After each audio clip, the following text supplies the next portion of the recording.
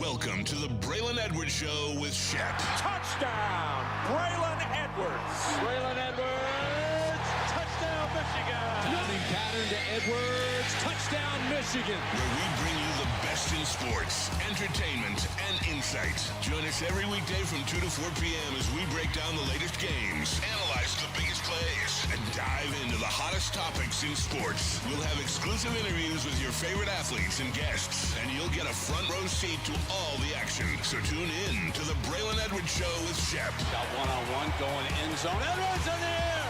Oh, what a catch by Braylon Edwards. His second touchdown of the game. On the Woodward Sports Network, where sports comes to life. Of the week for sure, because it is Braylon's Breakdown Day. That's what we should call it. Thursdays. It's not Thursdays anymore.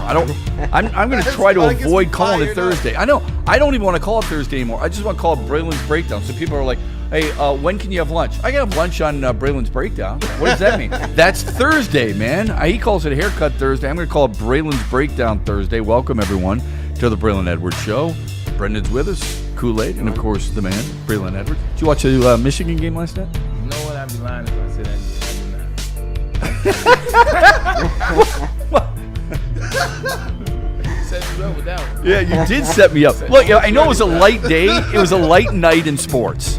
We were spoiled yesterday because we had a chance to talk about the Pistons and the Red Wings, the night before, right?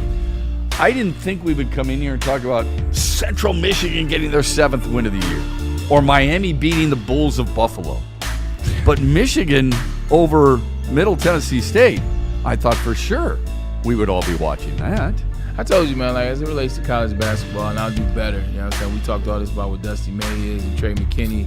And, oh, man, speaking of, I'll say that for later. But you're absolutely right. Yesterday, just relax, man. You get these cold winters, man. So football on. It's not necessarily must-watch pressing TV. Yeah. You turn into shows or movies, and you just got to keep your feet up and relax. With the holidays coming up, now you know what time it is. Everybody get your Christmas tree stuff out of the basement. Get your ornaments and get all those things. So, you know, the men, we may not decorate the tree. We don't. But we do take the boxes upstairs, take the tree upstairs, take the wreaths outside, do all the stuff outside. And then you kick your feet up, and then you can call me after it's done, and I'll put the star on the tree. It's always been my thing. That's my thing. I'll help you get it up. You always put the star on the tree? I did when I was younger. Like, I think that got carried on my sister probably. No, I still fight to put the star on the tree, 100%. Yeah. Last night I was watching a little bit of both. I watched the Michigan game, and I was watching the Cleveland-Houston game. Okay? And so while I'm watching this, my son said to me, do you think Kevin Durant's a Hall of Famer? And I said, well, absolutely. There's no question about that. And then he asked me a follow-up that I thought was really interesting. And by the way, Durant had 20 points last night, and they beat Cleveland. He said, is he one of the best players you've ever seen? Now, I've said this ad nauseum for my entire life. If you want to start a really good conversation, if you're at a party and it's a boring party, yeah, you don't have those parties, and rarely do you go to those. Goes to boring party here but if there's a party, the best thing to start a conversation with somebody who you may not know is what? Who's the top 5 all time? Yeah. Who's top 5 all time? Who's the best quarterback? Yeah. All these things. Engaging insights that we typically do 365 days a year. Exactly. Yeah. So he said that to me. My answer was this. No, but only because I think people, no matter who they are or what age they are, gravitate toward the people they watched growing up because it affected them. Yeah. Kids who watched you play football at Michigan and then with Cleveland and the Jets and so on and so forth loved you because, you know what, I want to be like him. Yeah. Right? So if I wanted to be somebody like Isaiah Thomas, he would be one of the greatest players. Am I wrong in that assessment, do you think, when it comes to sports? No, it's true. It's 100% true. And I think also part of that is narratives deter people away from people as well. Like a lot of people will look at Kevin Durant, and especially if you're not his era, if you're older, you'll look at the conversation around Kevin Durant, him leaving OKC to go to Golden State that was already loaded, to win his titles, him not being a leader, him bouncing around from team to team, and you won't add into it. You'll add into it all those things, and then you look at Kevin Durant differently. It's like, nah, I can't call him one of the best of all time when I think X, Y, and Z about him. I look at it for more so what it's worth. If you ask me, is he one of the best players I've ever seen? 100%. Yes. Kevin Durant is a 7-foot wing guard, essentially, that can bring the ball up the court. He played defense primarily throughout his peak, played defense at a high level, played on both sides of the court. His basketball IQ and how he understands the game, like legendary. In terms of being an assassin, and nobody's able to ever do what Kevin Durant has done until Kevin Durant. And now it's opened up a new brand where you get guys like Wembanyama, who's 7'3", but he's pulling up, he's bringing the ball up the court, twing, hezzy dribble, and acting like a guard in certain spaces. So one of the best players of all time, it ain't even a doubt. Now, if you're talking about is he top 10, is he better than Hakeem Olajuwon and things like that? No, it's not even up for debate. But is he one of the best players ever? That's not even up for debate. Yeah, for you. Yeah, not debate for you. Like Kevin Durant will put the majority of your favorite basketball players in the blender any day of the week and defend them too. Yeah, that's a good debate. We could have a really good debate about that because I would obviously say no to that with a lot of the guys that I grew up watching. Who's your top 10? So, I mean, what I think that ask this question now. When you ask like, is he one of the best you've ever seen? What does that mean? Right. Yeah. Let's start there because if we're talking ever seen, we talking top 50, we talking top 25, right? We talking top 5. Do you had to have seen them, or would you put a guy like Will Chamberlain in there because it sure as hell seems like it would make a lot of sense. 100%. You know what I'm saying? If you're talking so top you've got to 15, be So what you have to be is more specific, right? I mean, I'm big into certain verbiage. So if I say to you, who's the best quarterback you've ever seen, are you going to come back and say, seen in person or studied, researched, all that other stuff? I think true, but I think you get into semantics. Is he the best player you've ever seen? One of the best players. It's like, what number are we talking about? Yeah. You say, is he the best quarterback you've seen? You don't ever have to have seen Tom Brady play to know he's number 1. Or to know he's number 2, or some version of that. You don't have to watch him play to know that version. Like I don't have to have seen Kareem Abdul-Jabbar play to know he's top 5. Top 2, whatever you want to do. Like I don't have to have seen him play, although I have seen him play. Yeah. So some people you don't have to see, but those are the best of all time. Yeah. Here's the other thing. So many different players do certain things really well, right? And if you're telling me, is he one of the best scorers I've ever seen? Yes. Does that mean he's one of the best players of all time? Like you talked about him bringing it up between the legs and so on and so forth. Guys do that right now. Like Jokic does that, of course. Yeah, but who's the first one to do it? And he's still doing it. That's Kevin Durant. Kevin Durant is the first 7-foot guard bringing the ball up the court like he was the point guard. Yeah, and putting people in isolation hell and nightmare. That's KD. Really wasn't anybody so also when you say someone's like, I don't think Nowitzki did it. So not at all. Yeah, like not to that level. No. So yes, scoring. If you want to go that route, he's the best scorer I've ever seen. Not named Michael Jordan. So the fact that I got him the best scorer of all time next to Michael Jordan, he has to be one of the best players I've seen of all time. Correct? Sure, if that's how you want to. Yeah, I mean, if I'm looking at overall players, I'd probably take it a little bit deeper. But sure, that's semantical. But yeah, but like I said, I think my point is we gravitate toward the people we watched, we admired, we wanted to be like, and we wanted to copy our game off of. And of course, it helps if they were close to us. It would be really hard for me to say there were many better point guards than Isaiah Thomas. Right. Sometimes we get a little stuck in our ways, yours truly included there, where we feel like, I don't care what you say, I'm taking Isaiah Thomas over Dwayne Wade, okay? Or someone like that. Right. Because that was my answer to him, So Isaiah Thomas just happens to be one of the best 3 guards of all time. Yeah, I know. But somebody who didn't see him but saw Dwayne Wade might think Dwayne Wade's better. So my point is, I would have seen Isaiah. I covered Isaiah. He played for the Pistons. All that wrapped into one helps me with my argument compared to somebody else. There are people who try to put John Stockton over Isaiah Thomas. Get that out of here, bro. Punt that as far into the eon as you can. Because that type of stuff is baloney. I respect the counting stats, but Zeke wasn't somebody that I had the privilege of being able to really see in his prime, but I did see the tail end of his career. And my grandma used to not just VHS record soap operas, but also those Bad Boys games as well. And so being able to watch that type of stuff, man, there wasn't too many people that was like him. You talk about pound for pound. Love Allen Iverson, but I'm telling you, the greatest pound for pound is Isaiah Thomas. People who support Steph Curry would strongly disagree, but that's okay. He's a good shooter. And that's what I was just about to say. best. I actually appreciate the era, the generation that I was born in. I'm 42, and I think my particular number, somewhere in this 45 to 39, I feel like we have the best gauge, and we're able to not be as biased as the youngers as well as the older. Because when you look at mine's is not going to consist of everybody from the 2000s, which will be the era that I grew up in, Shep. Like, I still have my father's information. I still have my own eyes. I still have what I heard, what I read, because I did grow up in an era where you still had to read things before the internet. And also, I've come from the era where, like, I've watched Steph blossom. I've watched Giannis Antetokounmpo. If you look at my list of 20 players, it wouldn't be consistent with I was born in 1983. So my list is conducive to that. No, I've got Dr. J on there. I have Dr. J on my list. I've got Jerry West, the logo on my list. Larry Bird is a part of my list. Kareem Abdul-Jabbar is a part of my list. Will Chamberlain's part of your list? 100%. And then fast forward, Dirk Nowitzki is a part of my list. Kobe is a part of my list. Shaq's a part of my list. Hakeem Olajuwon dominates higher up of my list. Tim Duncan. Tim Duncan's on that list. And then some of the newer cats, what I've seen Giannis do, KD, Steph, LeBron. So, like, my list is a litany of I don't think our lists are that far apart. I don't care how old you are. I mean, Right. you don't have to be in your era, my era, or Brendan's era to recognize who's should be on that list. Yeah. So when I You hear know what people else say that, when I hear people say that Kevin Durant isn't on the list, I instantly know that age though.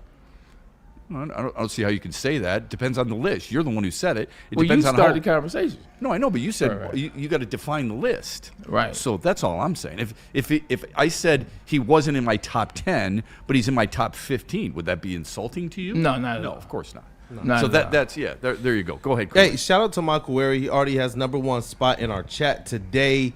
$2 super chat. He asked this: in you guys' eyes, who was the best point guard ever, or the best guard ever? Is what he put. Best point guard ever for what it is. I don't think you can put anybody over Magic Johnson.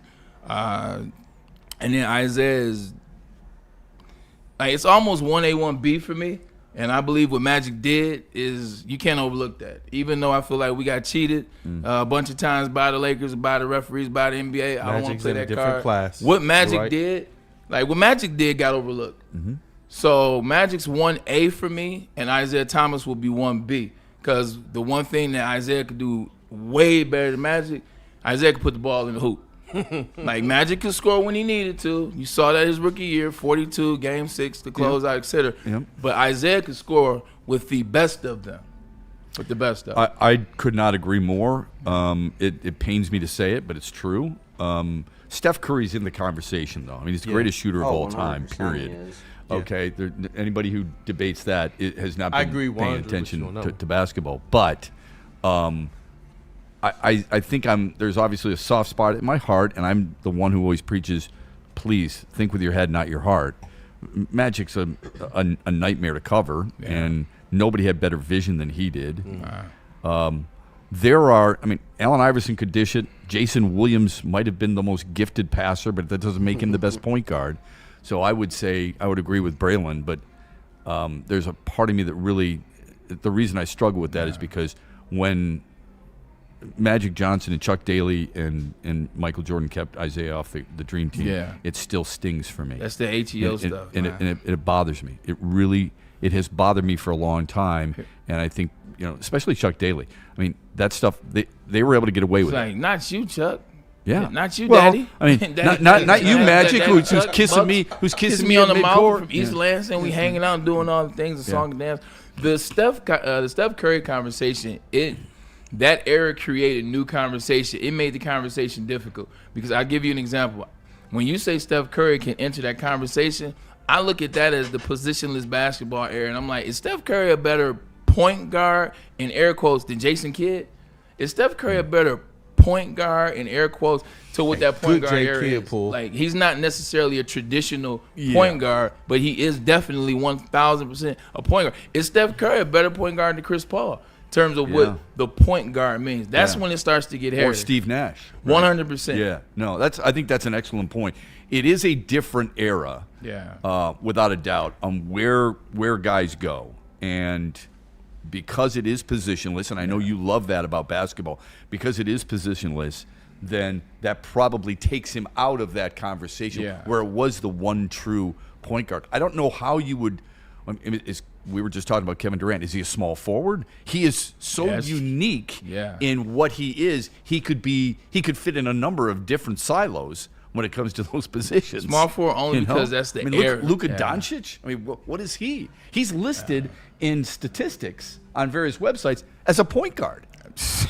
No, I'm serious. No, that's crazy. I agree with you. He's 1 through 3. Yeah, for sure. 1 through 3, 1,000%. KD came in with 08, 09, or 08, 07. When he came in, he still was a power. What do you put him as, a power forward? He's not power forward. No. Like, he's a stretch guard. No, yeah, and basketball isn't that way anymore, as you've said. A 1, 2, 3, 4, 5. They don't even look at it that way. Does that make it better? I don't know. It makes it. Think of Cade Cunningham. I mean, he's a big, tall, strong dude who can handle the rock. He could play 1, 2. He could play 3 if he wanted to. In pinches, he can defend the 4s too. Mm-hmm. True. If K had a better consistent jump shot in terms of the percentages, they would call him a guard.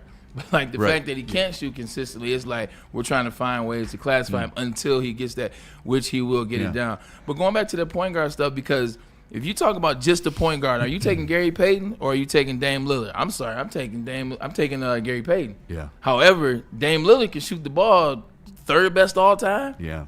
Yeah. That's why it's tough to compare eras. Very true. Yeah. I'm almost to the point where you just going ahead and protect your eras, because the players that I grew up watching, the reason why I have a respect for the previous eras is because they did.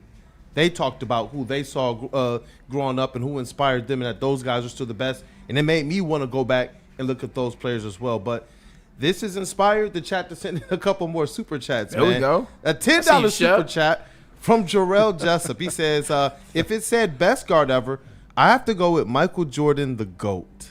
Yeah, 100%. Yeah. Because then you drop the point and it becomes all guards. I agree with that 100%. Yeah, that's not a hot take at all. No, not at all.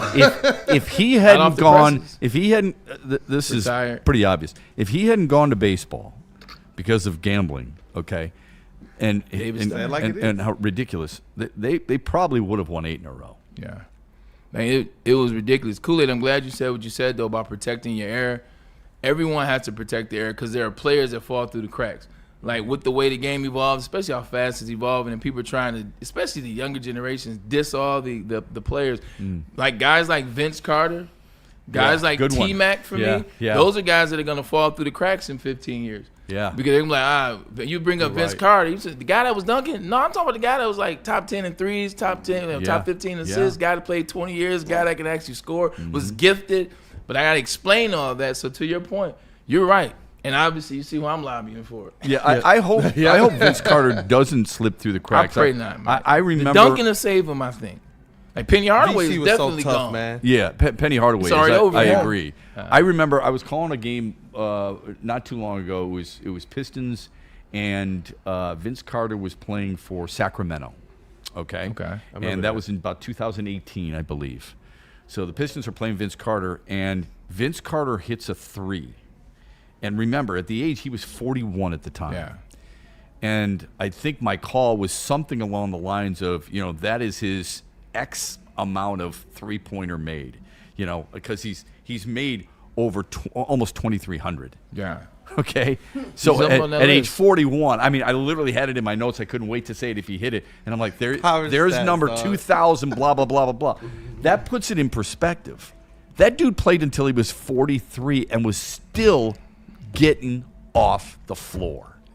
Incredible. Didn't take him love basketball and appreciate everything. I know Vince Carter well, man. He loved basketball and appreciate everything about basketball. That's why he was so fun to watch later too, because he was kicking it with the teammates, helping the younger guys out. He's also playing and having a good time. But yeah, he was. How much extra stuff do you have? Like, what do they call it when you prepare for color commentary and then you still have that left over? How much of that stuff do you like useless knowledge? I guess it's not useless. Probably 80%.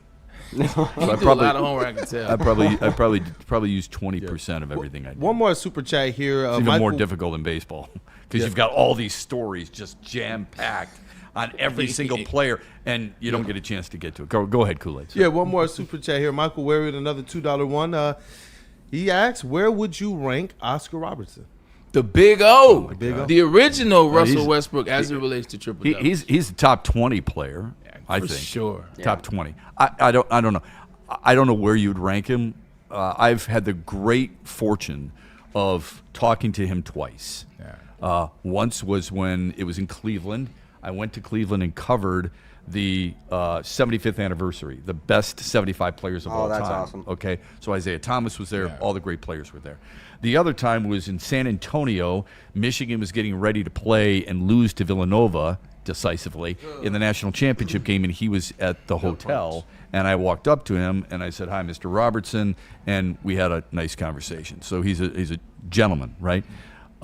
Which doesn't mean you should be in the top 20, but his playing career was unbelievable. It's undeniable, too. And so, yeah, it is undeniable. it's undeniable. He's one of those guys that, if you omit him, that shows your age or lack of knowledge. A lot of times what people should do, and people just never do, people don't care. They don't pay attention to the greats and what they have to say. They don't pay attention to greats with who they respect and who they like. All you got to do is watch who the greats look up to. Yes. Watch who the greats, like when they come in the room. That's a great point. Just watch the greats. Like when Big O comes in the room, you'll see everybody from LeBron to Michael to Dr. J to Larry Bird to KG. They're all going, "What's up, Big O?" And you man? saw How it. You were at the All-Star certain games. people walk into the room, you know what it is. Like, just pay attention to that. Because you were at the All-Star games. You saw it. 100%. Like, Listen. and I noticed that my very first All-Star game going that Saturday night, which is everybody's favorite night. Everybody's there, all the entertainers, the athletes, the basketball players that aren't playing, whatever. Parties. Everybody's there, but you just watch how they erupt for certain players or certain people and certain individuals. Man, like when Bill Russell, getting a chance to see that in person is one thing you see it on TV. Yeah. When people see Bill and he comes in there with the white hair and he's not shaking hands because that's not what he does. He's sitting in the seat and relaxing. When you see people just When you see other greats do that stuff, that tells you something. when you see like them tapping other young greats, like, hey, look, hey, Anwers, that's who you need to go talk to.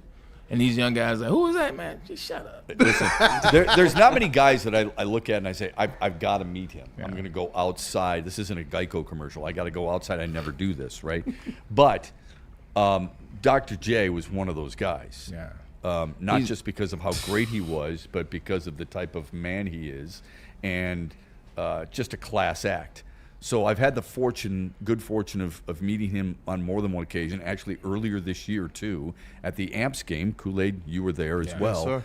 and he was down there. And so I was talking to him and George Gervin at the same time, which was fantastic because George Gervin was one of my childhood basketball idols as well. And I truly believe this. I think Dr. J might be the most underrated player in NBA history.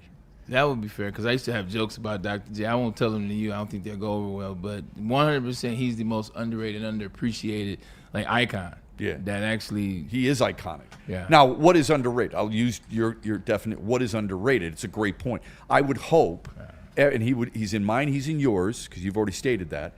I would hope people would have him in their top 20, top 25 of all time. That's fair. He's a 5-time All-ABA and a 7-time All-NBA. If he played his entire career in the NBA, he might be more than what Jordan and LeBron and everybody else is. And hold on, and let me help him out on something real quick for you to help out. Well, that's the ABA, and it's not the NBA. The ABA, the last 4 years is better than the NBA.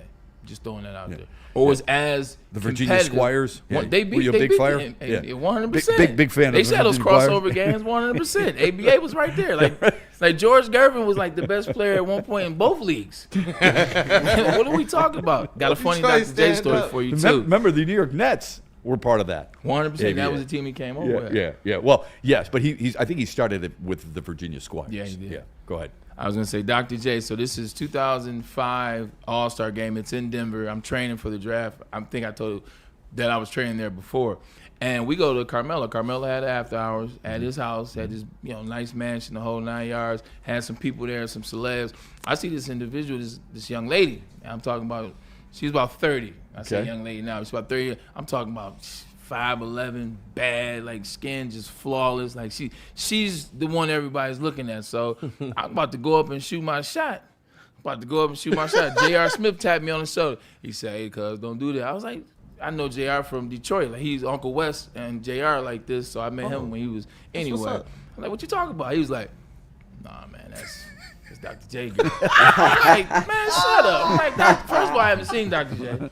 Second of all, Dr. J is in his 60s. And this ain't Dr. J's girl. All right. All right. So I shoot my shot, like nothing comes of it. I see another girl, probably about an hour later, and I'm trying to go up and talk to her. Shut me down too. I'm like, Man, you're 0 for 2. I'm like, I 0 would for 2. never I have said- thought that. I Never think- have thought you know what I thought? Braylon Edwards would go into a party and go 0 for 2. No way. I said, I can't wait till I get in this league, get this money, 'cause I'm going to show you. Blah, blah. Fast forward, man, it's about an hour later, Dr. J walks up, both of them on his arm, and he goes into a corner room, sit down, just having a conversation. I was like, everything they say about Dr. J is the truth. Like, he is him. Like, the fact that he had, like, the baddest woman in there, and it was just, what's going on, young blood? How you doing? Appreciate you, man. Wouldn't it be great if he walked up and says, how you doing, young blood? This one's mine, and so is this one. That's essentially what he did. He walked over there. But like Dr. J is really like that. I say that to say this. Like, he's one of the ones that when you come into the league as a young buck, they still have and revere Dr. J. He's Doc for a reason. 11, by the way, in case people were wondering, there were 11 teams, I believe, in the ABA. I couldn't name all 11 of them. Kentucky Colonels comes to There you mind. go. But that's Flint Tropics. the Flint Tropics, really good movie, but not really. Utah came from there, for example. Okay, I think it was the Utah Stars, wasn't it? I think And that then, was. yeah, I think it was 100%. Utah Your guess Stars. is mine. Anyway, really good conversation. I enjoyed that. I didn't expect the conversation to go Spurs? that way. The San Antonio Spurs these days. Yeah. Okay. Right. I don't know. I don't think the Spurs might have branched off from there, but I don't think they were part of the ABA. Yeah. So I can look that up. Speaking of that type of feel for something, I sent you guys. Did you get the Lawrence Taylor soundbite? Oh, yeah. Did you get that? Okay. Oh yeah, him talking about Yeah, can we get ready to play that here? Because I think that perfectly describes what we were just talking about. Now, this is a football discussion. Somebody had asked Lawrence Taylor, who I think, you talk about Jerry Rice a lot as the best player. Lawrence Taylor's the most dominating player perhaps I've ever seen. Yeah, 100%. It's not even close. I think he's the best at what he did. Reggie White, him, yeah. Yeah, I mean, Aaron Donald inside, but for the specialty for the outside, like if I saw it from a collegiate standpoint, I'd say Hugh Green. From a professional standpoint, I would say Lawrence Taylor. He's a bad man, right? Yeah. He knows what's up. Like Braylon just said, if that dude's impressed, you have to be impressed. If you're not impressed when one of the greatest defensive players of all time is impressed, then you're crazy. This was him on a podcast not too long ago, sometime this week, and somebody had asked him, compare who's the greatest quarterback of all time. Remember my story. Anytime you want to go to a party, so you should have done that with Dr. J's girls. Who's the best quarterback of all time? This is Dr. J. yeah. Dr. J. This is what you got it ready, Kool-Aid. Yeah. This is what he said. Listen to this, and then we'll talk about it. Go ahead. I'm still with Joe Montana. I'm not going with Tom Brady. Why? Because Joe is the GOAT. You can't compare Joe and Brady, man. Two different eras, two different damn sports. When I played, you could hit quarterbacks, you could bury them. Joe took those hits from me, from Reggie, from the monsters of the Midway, and he still got up and won Super Bowls. Brady, look, I respect the man. He's great. But let's be honest, he played in a league where you touch the QB and they throw a flag. You bring that dude to the 80 seconds or 90 seconds, we'd knock the GOAT out of him real quick. Joe was different. He stood in that pocket knowing somebody like me was coming for his head. And he still delivered the ball perfect, calm, ice cold. That's not numbers. That's heart. That's toughness. That's greatness you can't fake. In my book, in that savage era, Joe Montana is the GOAT, no question. A good quote, man. I mean, it's such a great answer. And it's something I've never thought about. And here's why. When people talk about, oh, could this guy have played in this era? Some of them, maybe not, right? But we never asked the opposite. Yeah. Could the guys today have played back then when those guys are trying to rip your head off? Could these guys get open when guys got sticky fingers all over you? Could guys today be able to handle some of those badasses back then when there weren't such disciplinary problems, Yeah. or I should say disciplinary actions by the league and things of that nature. I thought it was a great answer. Look, it's an answer that Lawrence Taylor is supposed to give. He played in that era, and it was a really good answer. Like, Joe Montana is the only second place for me. I stick with that, even with the Patrick Mahomes conversation, 100%. But it's kind of dishonest, and it's kind of dishonest for this reason. Tom Brady could have played in that era. Tom Brady actually played in that era as it relates to when he first started playing. You don't remember when he used to get before knocked the the hell rules out? were His first play, they knocked his helmet off, and he had to get back up with blood on his lip. Like, he played in that era. The first 3 Super Bowls he won, they didn't value him as Tom Brady.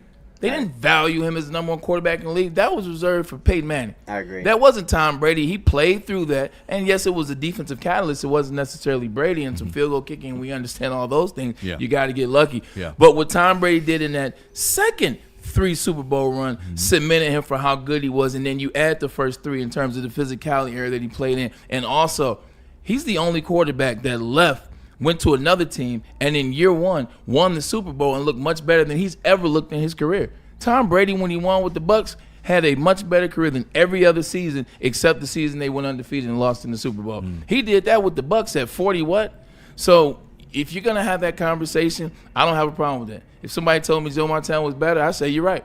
I said, sure. I said, I can't argue that. But if you're going to say that, then add all those caveats. Tom Brady got beat up the first 9 years of his career. They didn't value him as Tom Brady, the GOAT, the Tom Brady untouchable. And I'm not lobbying for him because he went to Michigan. Like, I don't even know Tom like that. Know him enough. Yeah. But put the respect that he was getting beat up to those first 7 years as a starting quarterback when he was winning Super Bowl. It wasn't Mr. Untouchable Brady. Then it started getting a little bit more untouchable as he won the next one. But he didn't win them back to back to back. There was 6 years or 7 years in between the next 3. So he played in a similar area. He didn't play exactly what the 80s were, no doubt. But it was some hard hitters. Terrell Suggs, Ray Lewis. So that he played in that and then started getting the respect after he had already won 3. And then he got that level. And then what he did with Tampa. So I say if you have the full conversation, then you can still get to Brady.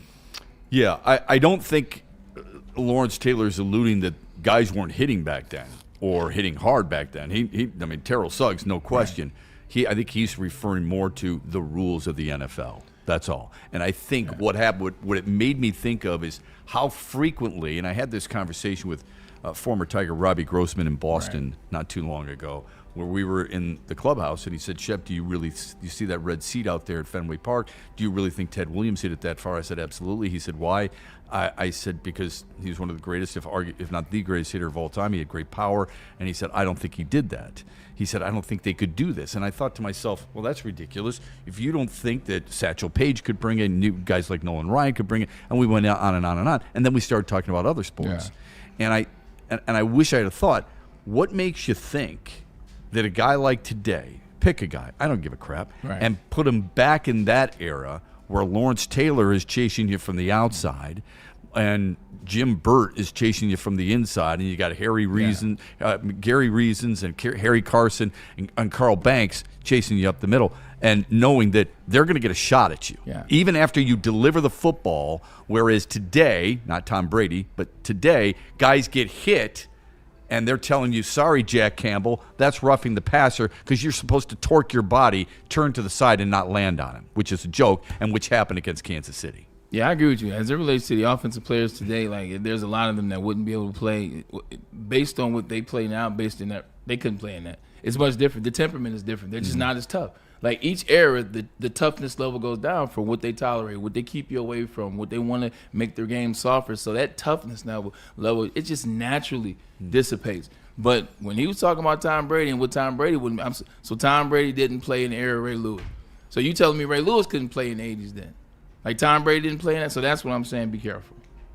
Understood. Yeah. When we come back, we're going to get to what we're going to do at 2:30. Top 10 on Thank the you. list. Top 10. NFL. I got my top 10. It slipped Whether my you like mind. it or not. It's a bad transition. My apologies. It slipped my mind. We got so caught up in some of the other stuff. But we're going to get to Braylon's top 10 in the National Football League when we come back after this from Ben Johnson and Art and Jakes. Corporations, the government, even your insurance company will do whatever it takes to minimize their liability and withhold your compensation. So when something goes wrong, make Ben Johnson your first call and get the fighter, because he is the fighter in your corner today. Contact Ben today at VenFights, VEN Fights.com. Remember, it doesn't matter if it's a settlement or a verdict. They want all the smoke. So contact Ben today. Where are you watching tonight's Thursday night football game? Dun, dun, dun, dun. And the Red Wings and the Islanders. Art and Jakes is the right place. They've got 6 locations in Michigan. They got wall-to-wall coverage, over 80 television sets, 22 draft beers on tap. Their famous Fairway burgers and fan favorites like wings, wraps, and anything that tastes really good with beer and drinks that you enjoy. Download the Art and Jakes app, join AJ's fan club, and make every game day a winning day. Why do we fight? We fight to protect the innocent, to hold the powerful accountable, to bring the oppressors to justice. Why do we fight? We fight to secure and preserve our civil liberties, to get each and every one of our clients the justice they deserve, and to make the lives of real people just like you whole again. VenFights.com. Planet Fitness now has even more best-in-class strength equipment. Join today for $1 down and save. We're stepping it up. We're not slowing down. Finding new faith, new focus. Love that new equipment smell. So, you in? Join the club today. Save when you join for just $1 down, $15 a month. Planet Fitness. We're all strong on this planet.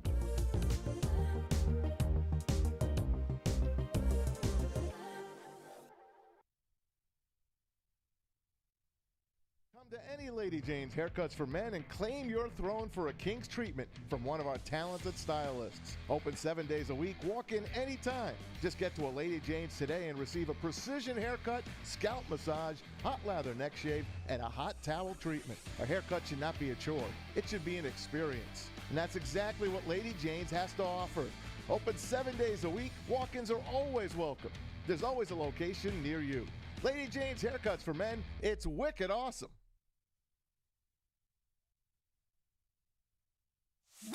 It's bear hunting season, and Dan Campbell is hungry for some kneecaps. If you can just get a hold of them and you start dragging their ass out to the deep, dark abyss, you can drown them. The Kings of the North are back for another year of the brand new Lions. Make sure you're locked in to Detroit's #1 sports network for all the news and info on your Detroit Lions.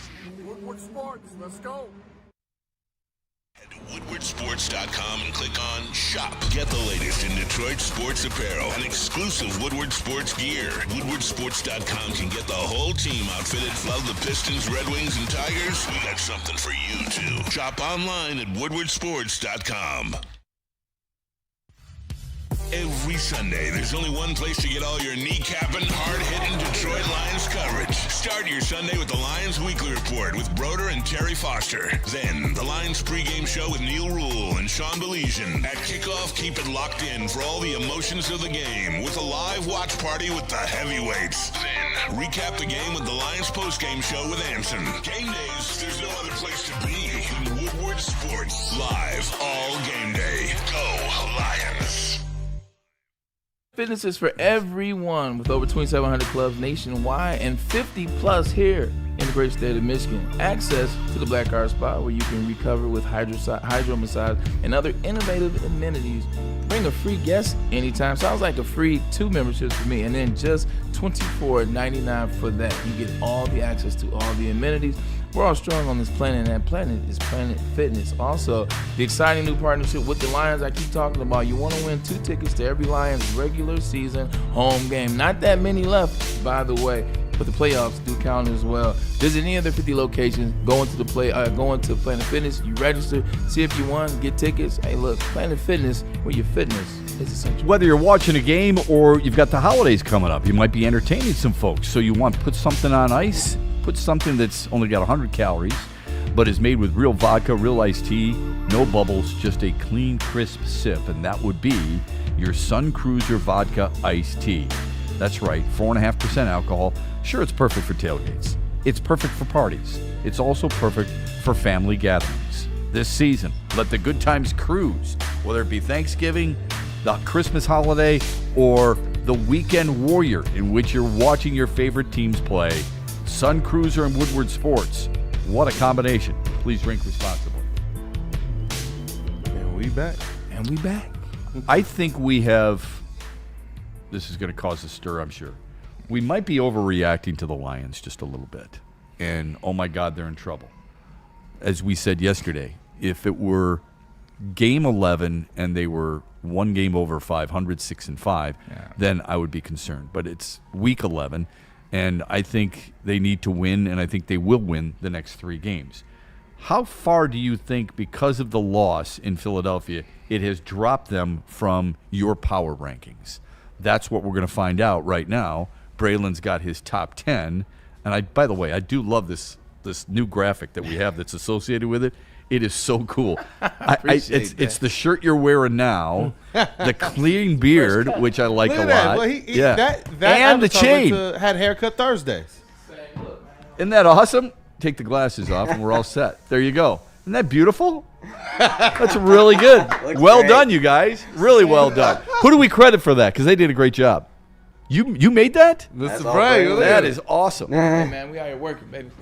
Good job. We out here working. Here's the one thing I don't like about it. Brittany, Can I tell you what I don't like about it? You're showing me all the teams at the same time.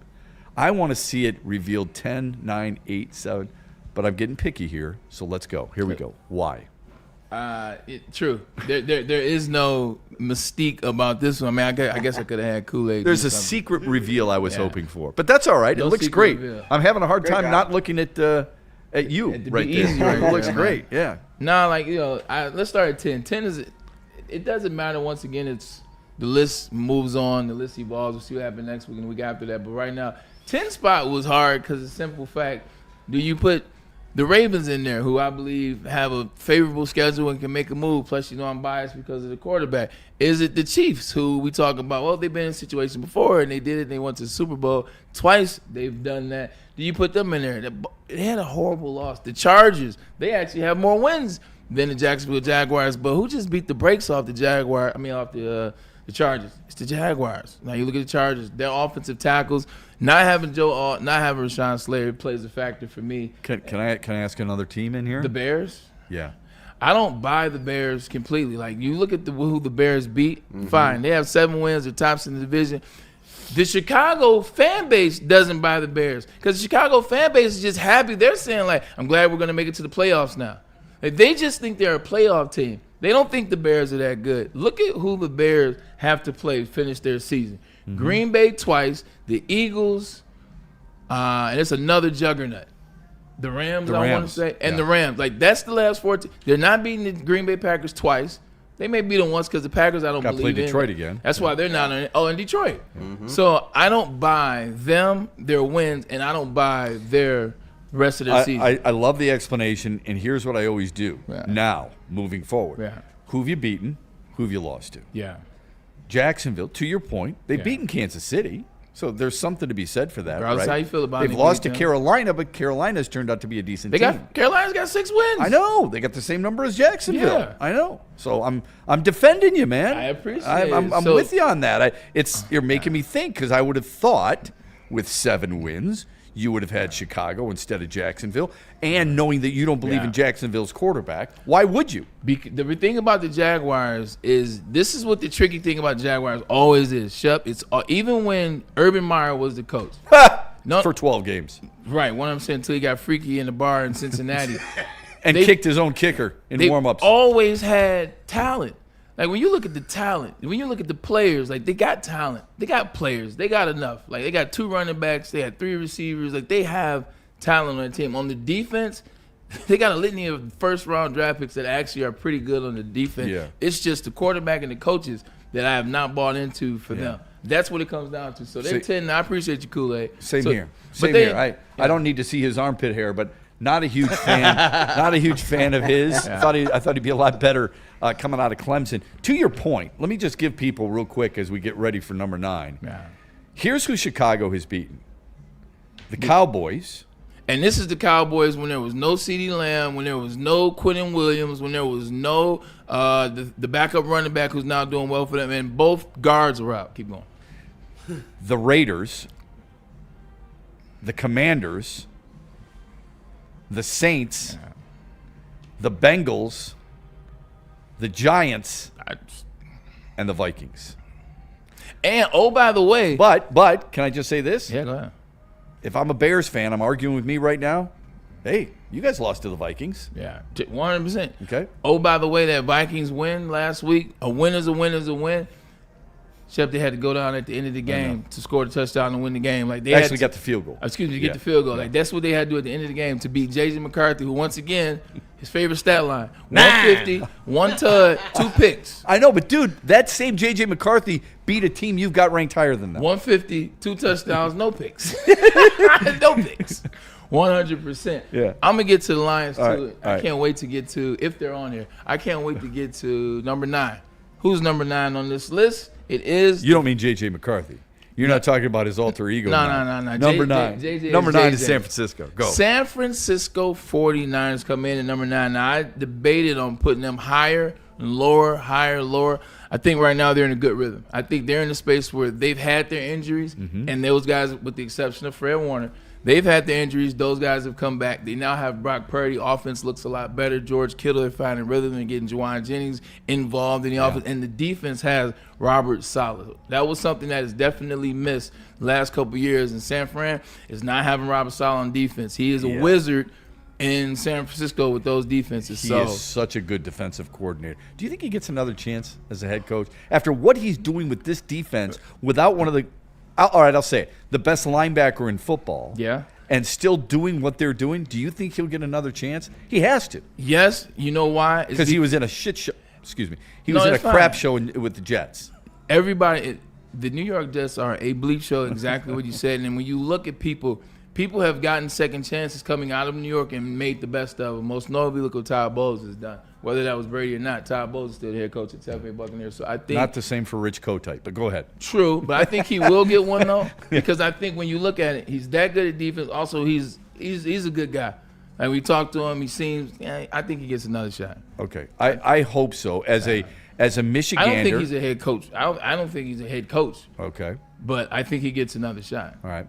Because I watched that situation play out. Like, even when a situation is terrible, you can tell those who are and those who aren't.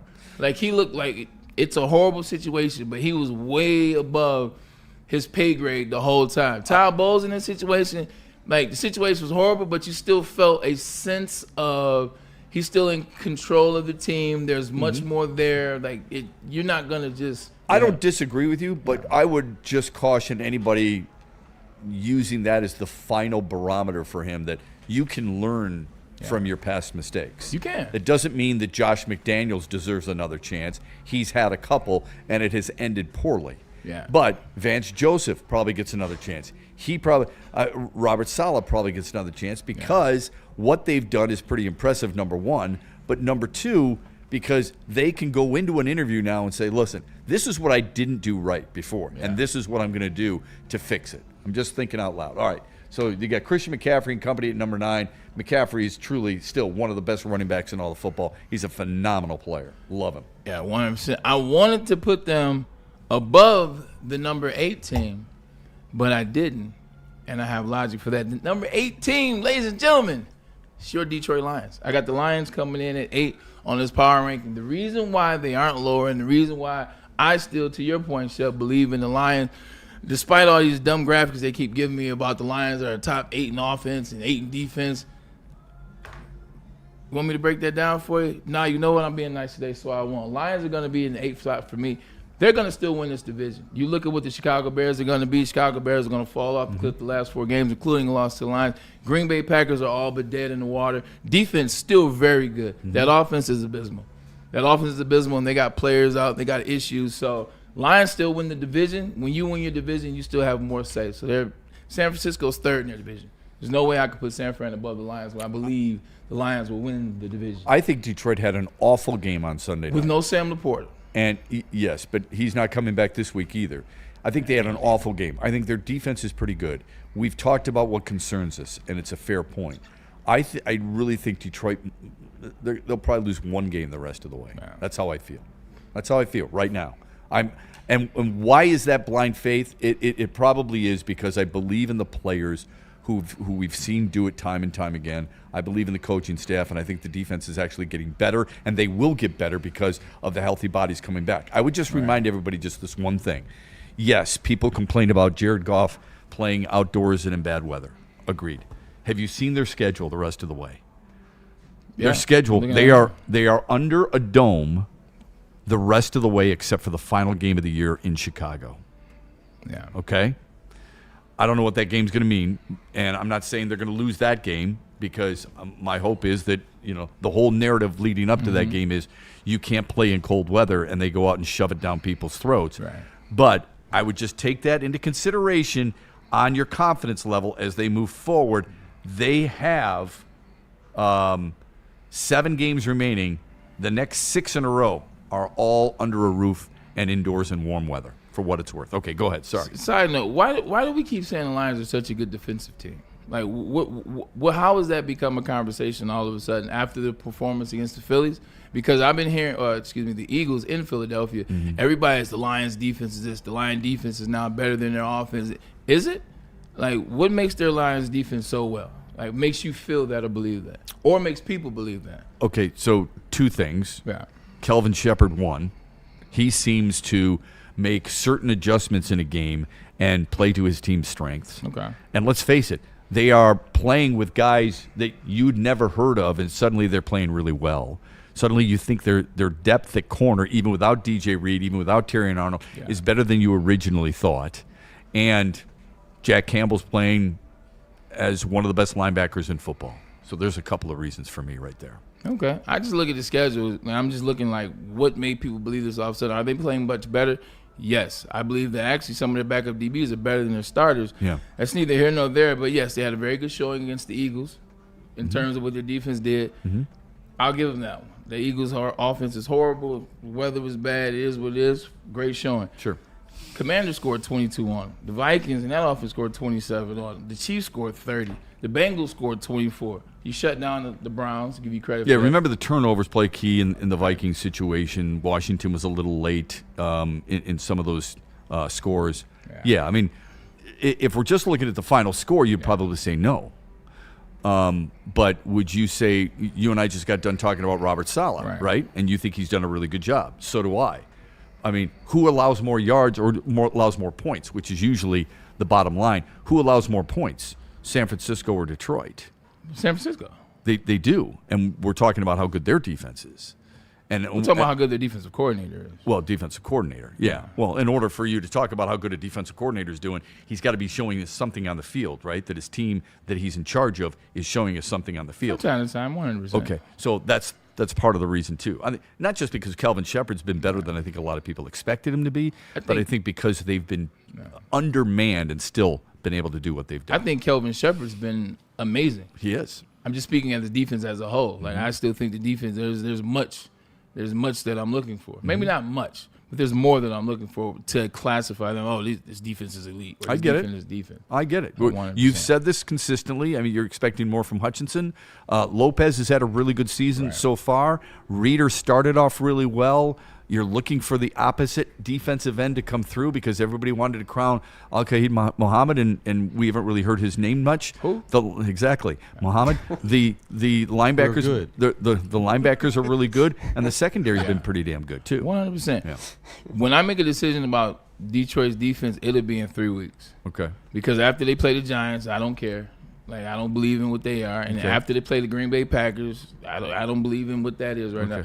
When they play that Cowboys offense, I'll be able to make a better assessment on what I believe that defense is. I think that's fair. Yeah. There's nothing wrong with waiting. No. Everybody feels like we've got to make the decision. We've got to come to a conclusion. I just feel like it came out of nowhere. Like, we were talking about the Lions struggling against the Vikings. Then they got the win against the Commanders. And then the Eagles, it was really good. Then it was like the defense is amazing. I was like, whoa. Like, got here quick. Let's face it. Against Green Bay, it was the first 2 drives of the game, and then after that, Detroit's defense really did a good job. That's why I didn't bring that up. Right. So I was just looking at the losses. Because Kelvin Shepard, that's when I realized he was all right. Okay. We talked about that. Yeah. So, I mean, you knew pretty quick. Everybody else, I think they played really good defense. I mean, the turnovers hurt them against Minnesota, right? So I think they played really good defense. Okay. So maybe not great, but really good. Go ahead. Number 7. That. Number 7. Who do we have on this list right here? I gotta get this out. It's the Bills. It's the Buffalo Bills. This is the team I despise the most in the NFL. But you have to give the credit where the credit is. Big game for Josh Allen last week. Big win for them. So yeah, look, he's number 7. He's floating. I think he is one of, if not the best quarterback right now, not named Matt Stafford. So he has that experience. He has that chip on his shoulder, and they need this. So they're number 7 right now. But I don't have any great things behind it. You don't think they're a championship contending football team? No, I'm just waiting for the wheels to fall off. Because for as much as they talk about James Cook, they don't even really get him involved. Like as it relates to closer down into the red zone and the spaces of that nature, they're not getting him the ball like they did last year. Dude, they may lose tonight. I think they are. They're at Houston, and just so you know, Josh Allen has never won in Houston. Small sample size, 3 games. I think they're only averaging. C.J. Stroud. I think they're. You're right. Davis Mills. Too. Yeah, but Davis Mills won last week. He did. The Bills may struggle to score some points against that defense. Well, and maybe just enough, but it's going to be a low-scoring game. Would be my prediction. Yeah, 100%. The fact that we're having these conversations, though, like that lets you know, like what Buffalo and Josh Allen really are. Right. Because if Josh Allen and Buffalo were really like that, we wouldn't be having a conversation about them struggling against Davis Mills and his Houston Texans team. Yeah, I don't lay it all at Josh Allen though. No, you have said he's the reason why forever. He's the reason why they're even on this list. Yeah, but you said forever. Yeah. That they don't have a number 1 wide receiver. They don't, and you're 100% right about that. And you have not liked Sean McDermott either. Now I don't think you like Josh Allen, but he forces you to say, you know what, he's pretty damn good at what he does. Yeah, Josh Allen's legit. Yeah. I don't like how people have been crowning him since his first year. That's why I don't like the situation. But I'm able to determine a damn good quarterback, which he is. Yeah. All right, number 6. It's the Seahawks. It is the Seahawks, and the Seahawks are on this. That defense is real. Yeah. Like, that defense is undeniable. Mike McDonald as a coach is undeniable. Like, the belief, like, it's just different in Seattle. Obviously, they lost to a better team in the Rams, but they held Matt Stafford to 130 yards passing. Now, it's kind of skewed because I think they had a turnover, and then they had a long drive, then they went to halftime. So it was like they didn't get the ball for like an hour and 30 minutes in real time. So that's why it looks like that. However, 130 for this particular Matt Stafford. Matt Stafford came in that game 4 games in a row of 275 and 4 touchdowns. Right. And no picks. Picks. 4 games in a row of that. So that defense halted him a little bit. They're real. Everybody can have a stinker. Sam Darnold had a stinker. Like, it's enough of a stinker where I know they ain't winning no Super Bowl. Yeah. But it's a stinker, and it's just the regular season. They'll still finish strong. So you and I have talked about this, and I'll be honest with you. Going into the game against the Rams, I'm like, I want to see what is Seattle's defense really that good?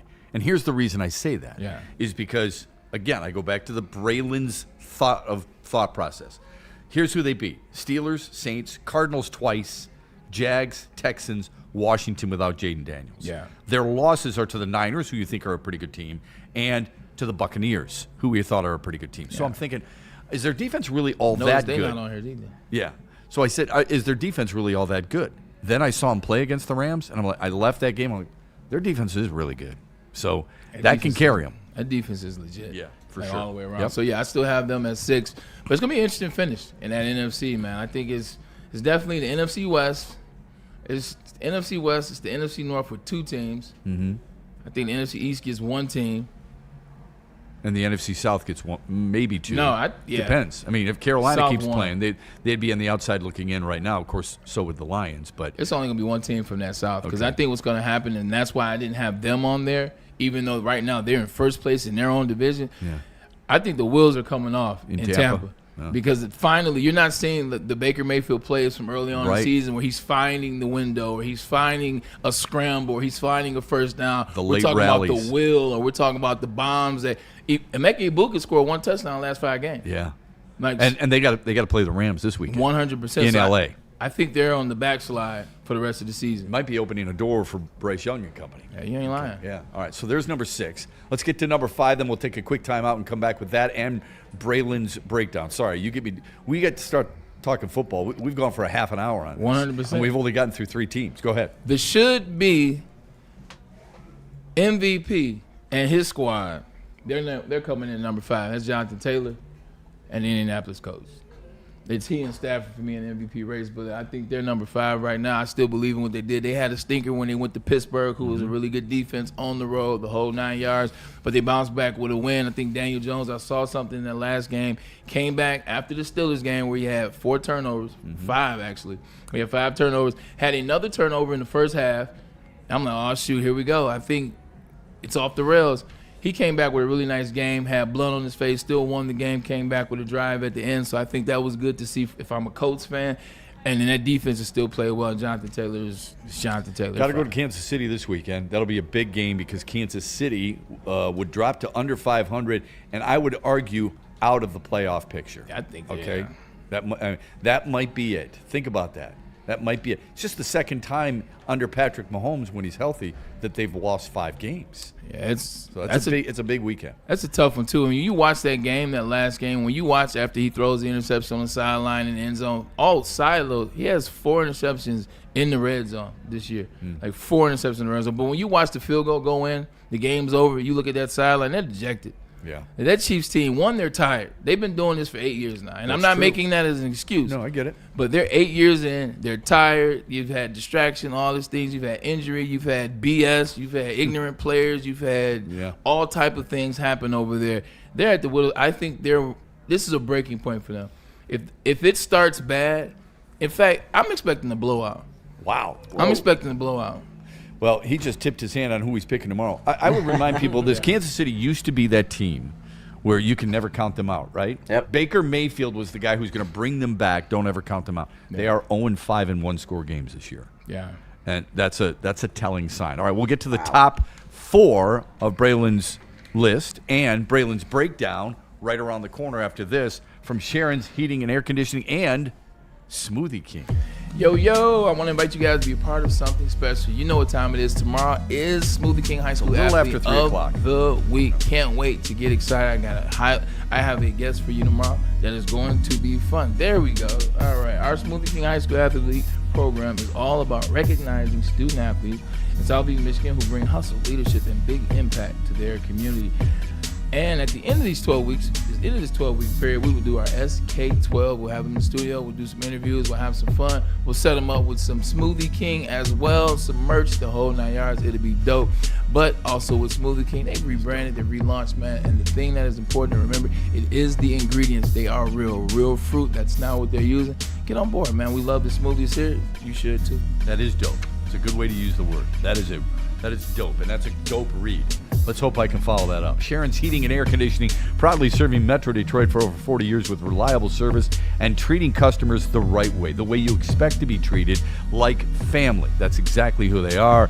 Just check out their website for some of those testimonials, Sharon'sHeating.com, I should say. And they also have added a few customer-friendly options, like online filter purchasing directly from the website, free instant estimates for equipment replacement, and right now through the end of 2025, if you're a DTE Gas customer, you get a free furnace tune-up. It's from Sharon's Heating and Air Conditioning. Check out their website, Sharon'sHeating.com, or call them today, 734-238-3805.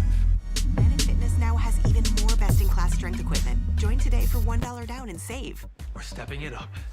We're not slowing down. Finding new faith, new focus. Love that new equipment smell. So, you in? Join the club today. Save when you join for just $1 down, $15 a month. Planet Fitness. We're all strong on this planet.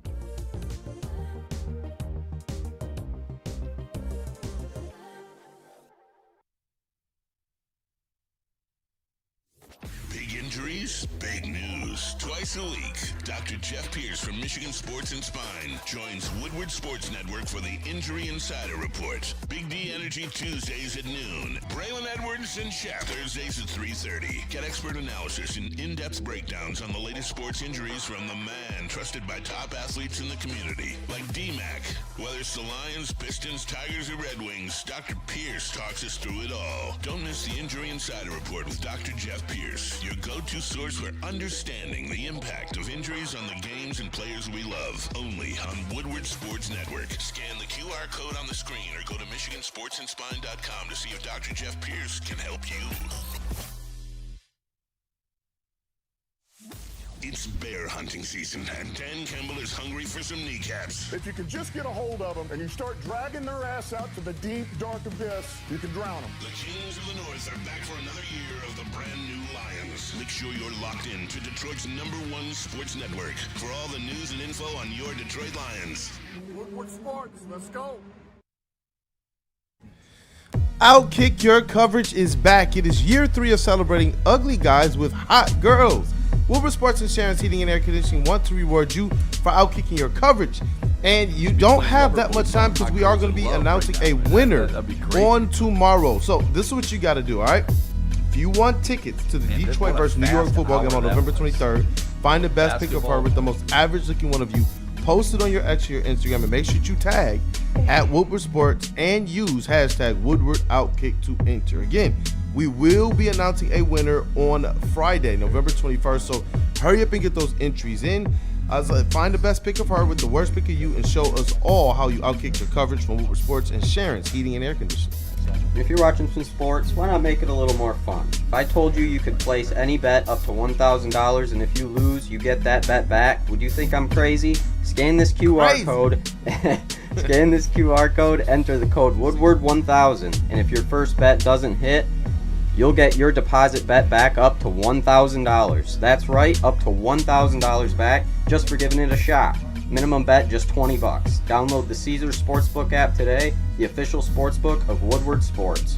Use code Woodward1000 or scan the QR code on the screen. And we back. Oh, sorry about that. We started getting it in this the commercial break. That's a good conversation. When you ask, I have a good answer. Okay.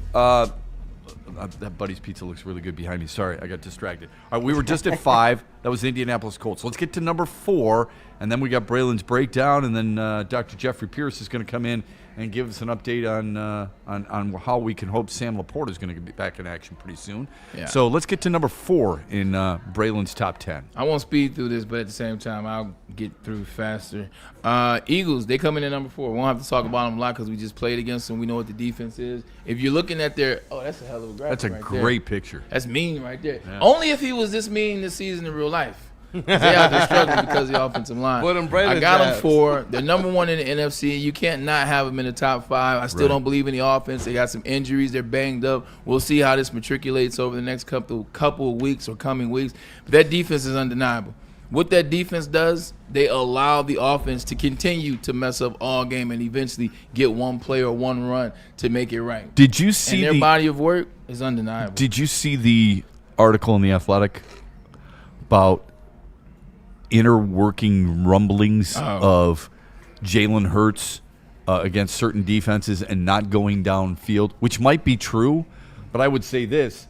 That team would be the number 1 seed in the NFC right now. He has played through – he may not be a top 10 quarterback. That's fine. But I respect the hell out of that young man for being able to deal with the soap opera that is A.J. Brown on a regular basis, obviously the market itself – to start, and the fact that now he's going to be asked all week about this. So I give him a ton of credit to be able to keep performing and keep helping his team. I know he's not the reason, but helping his team win. I give him a ton of credit, but at some point, like I do want him to deviate from the act. And what I mean by the act, like Dak Prescott does at the podium, like what Dak says and what comes out of his mouth, I believe is 100% authentic. He's annoying at times, but I believe his stick at the microphone, which we both have given him credit for, is legit. I think Jalen Hurts, you start to watch a lot of like the interviews, like there's like perfectly written like responses and little quotes and things like stop coming to this microphone like with rehearsed words and you know what I'm saying. I just believe that, and you'll catch himself trying to go back to exactly what the quote is he's supposed to say or what the line is he's supposed to read. Like I deviate from some of that. Okay. The A.J. Brown stuff, I don't like when receivers make it all about themselves, even though I am a wide receiver. But there's more to that conversation because I feel like the stuff that Jalen Hurts says, he says it when nobody's around and you can't get to it because I don't hear a lot of Philadelphia Eagles players having a problem with what A.J. Brown is saying and doing, including the coaches. And the fact that and even the media and the fans, and this is Philly we talking about. Yeah. Philly's the worst fans, depending on what side you're of. They're the worst fans in the game. They tend to side with A.J. Brown. So something has to be going on. I don't have a problem. I really don't. Seeing. I don't have a problem with A.J. Brown wanting to be a difference maker and help his team either. I think it comes from. I think it's a deeper conversation. I don't disagree with that at all.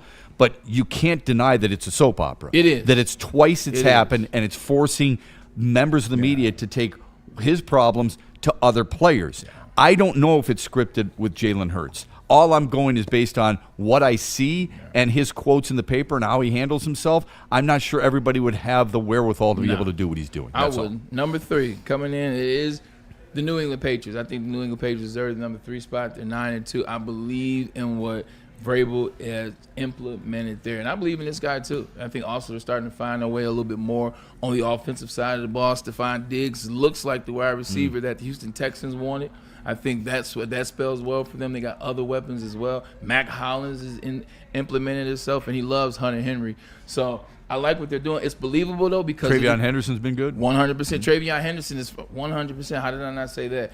He's found himself, and he's looking really good. Will Campbell at the left tackle. I mean, they've got 2 rookies, Henderson and Campbell, and then they've got this dude who's Will the second Campbell year. dominated. Who did he dominate the other day? One of the best in the league.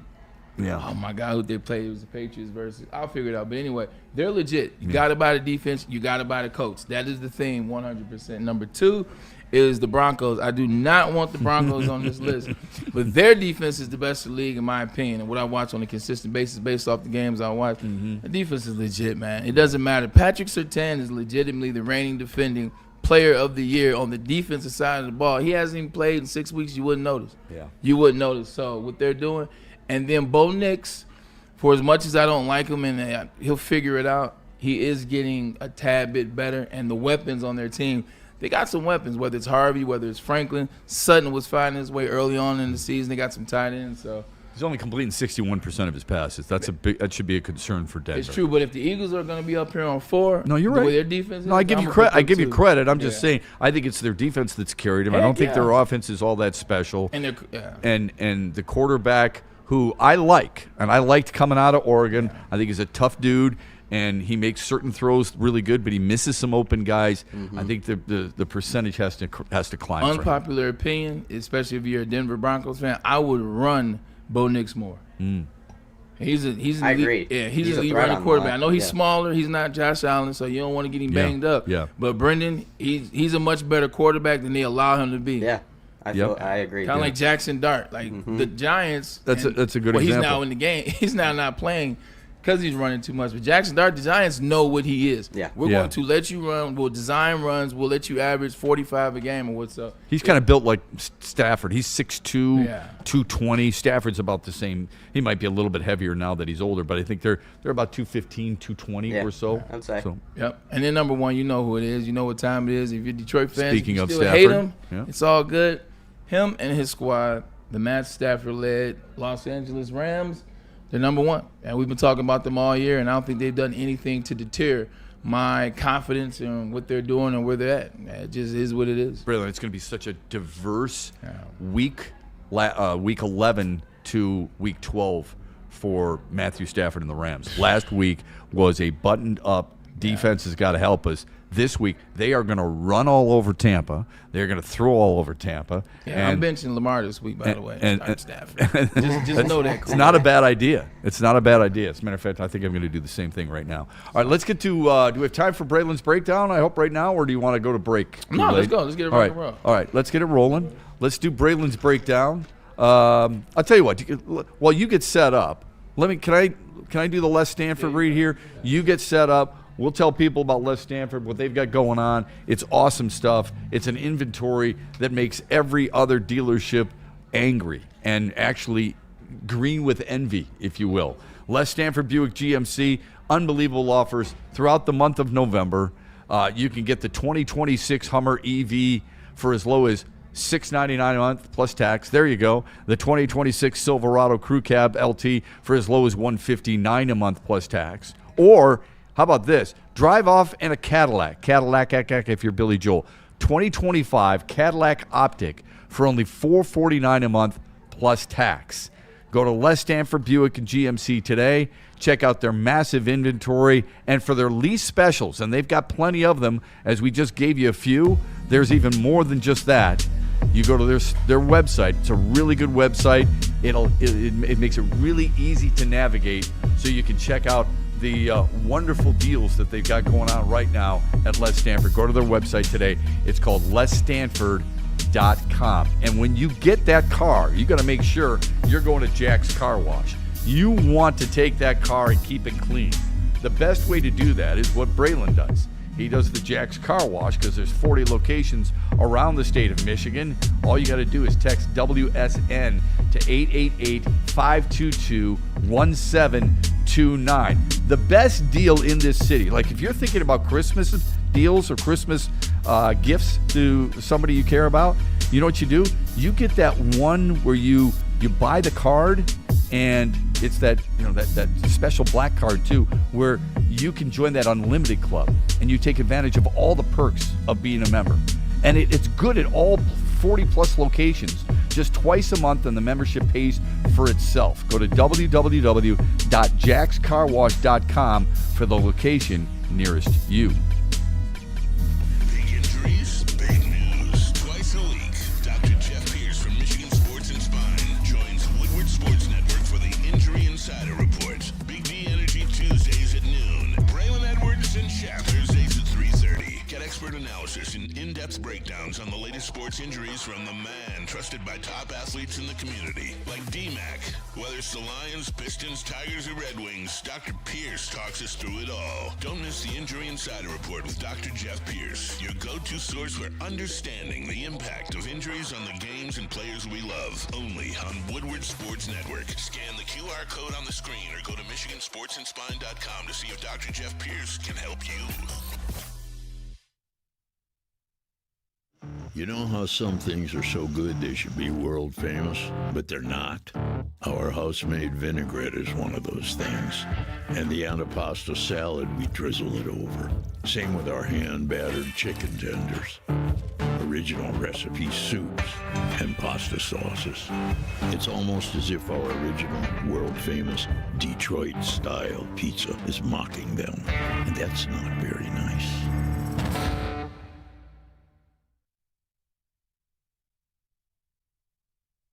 Stop searching for a vehicle and start finding one. Les Stanford Chevrolet Cadillac makes it easy. We harness the power of multiple dealerships and own the biggest selection of GM brands in the area to get you the car you need. With the Les Stanford Group, you'll have access to 4 different dealerships, providing you with more makes, more models, and more choices. We're connected to more than 1,000 vehicles. And with so many high-quality CPO vehicles available, you'll find new car quality at pre-owned prices. You can start and end your search at lesstanford.com today. Attention sports fans, don't miss expert injury insider Dr. Jeff Pierce, Michigan Sports and Spine. Dr. Pierce, every Tuesday will be the energy. He will be here today. He's here to help you stay in the game and perform at your best. Learn more at MichiganSportsAndSpine.com, or you can call 248-426-9940. Buddy's Pizza is so good, you know that. It's the original Detroit-style pizza. Right now, they're trying to help you out for the holiday season. Receive a free 4-square, one-topping pizza voucher with every $50 gift card purchase now through the end of 2025. If you're hosting a party, they can help you with that too with their catering department. All you got to do is go to buddiespizza.com/catering. You get the original Detroit-style pizza. Save 20% off your order of $200 or more with the promo code HOLIDAY20. Do it today. And we are back on the Braylon Edwards Show, Monday through Friday, 2 till 4 here on Woodward Sports Network. Brendan's with us, Kool-Aid is with us, and the man, Braylon Edwards, ready to take us through what we call on Thursdays Braylon's Breakdown. It's where he breaks down different parts of the previous game of the Lions. Can't wait to learn a little bit more today. What do you got, my friend? All right, cool. We have 3 plays for you. First one will be Jamison's touchdown. It was 5:15 left in the second quarter. Score 0-6. Right now, we talk about how good this Philadelphia Eagles defense is. We saw it last night, we saw it that night. We talked about how they dominated this offensive line. We talked about how Jared Goff didn't have any time. He didn't have any time to get the ball down the field, and they look like these world beaters that no one can beat. But there were moments in the game where you see, and this is one of those plays, 1st and 10, here you go. Dan Campbell's in his bag. You're going to motion over Amon-Ra St. Brown. You find out it's man-to-man. Cooper DeJean covering him. Take Cooper DeJean and rewind it a little bit. Rewind it. Appreciate you, B. Good job. When Amon-Ra gets over, hit pause. Pause. This is perfect. So right now you know it's man-to-man. This is Jared Goff. He saw the read, fake to the running back. Don't really need it. It's man-to-man. Look at the protection up front. This is where we got destroyed. 3-man rush right here. Hit play. You see them combo in motion. Cooper DeJean went with Amon-Ra St. Brown. You know it's man. All Amon. So now look at J-Mo. Rewind a little bit. Rewind it back to when J-Mo makes his move. Once J-Mo sees, this is good for J-Mo too. J-Mo now knows he's not my guy. Once, this is me being nitpicky. I want to see him keep the level a little flatter. What he'll start to do is he'll start to he'll start to widen and gloss up a little bit. What happens on that, the best of the best, you can get away with it on the Dory Jackson, journeyman DB on his 4th team. But when you're playing the heavyweights of the league, they're going to undercut that pass because you gave him that spot. You allowed him to come right up underneath. So I want to keep it a little. I want to keep it flat. Okay. You want to keep that thing flat. Interesting. It worked for him because, I mean, it's a great throw to be honest. They did. I know I was messing with you. Hit the next play. This next play is going to be the tush push. 4th downs, people would have gone for. Yeah. Nick Sirianni doesn't get any complaints about this. It's 4th and inches from his own 29. Yeah. In a 10-point game. Detroit takes over there. They score suddenly 3-point game. It makes no sense for him to go for that. I couldn't figure out why he did that. But I think 100%. Yep. 100%. The more you know. Yep. The more you know, and also the players are leaving. No more Jason Kelsey. And some guys beat up. Not the same emphasis. Not the same attitude. All right. Last play is what play is this? This is the sack of Jared Goff. Yeah. Kind of like where Tate Ratledge gets bulldozed. Yeah. I rewind it. It was what Philly was doing so well all night against the Detroit offensive line. This is just man up, bull rush. Jalen Carter, Tate Ratledge. Just look. Oh. So now what happens? Rewind it. Like he's falling into a couch. but this you can hit pause. But this is what they want to do. This is delayed. He's gonna give everything he has, bull rush him. It's gonna take Panay's attention away from the outside linebacker, take his attention, and he'll just wait. He'll hang, act like he's going to attack the wide receiver, and then that makes Panay turn his back. Once he turns his back, now he completes the stunt, and then he'll come off his edge. Jared Goff went this way. He really would have got him if not. So it's a design. When you got this guy, you can do a lot. Yeah. Watch the bull rush, and then watch Panay see him going this way, and then he checks. All right, cool. He's going to block. I can help him. Damn, I can't help. It's too late. And now he comes out the back, and he gets the sack. Like Jalen Carter is a menace and a wrecking ball. When you have a player like that, you can get sacks like that. And Jalen Phillips, he's playing invigorated. But when you're playing next to Jalen Carter, you don't necessarily have to be anything great.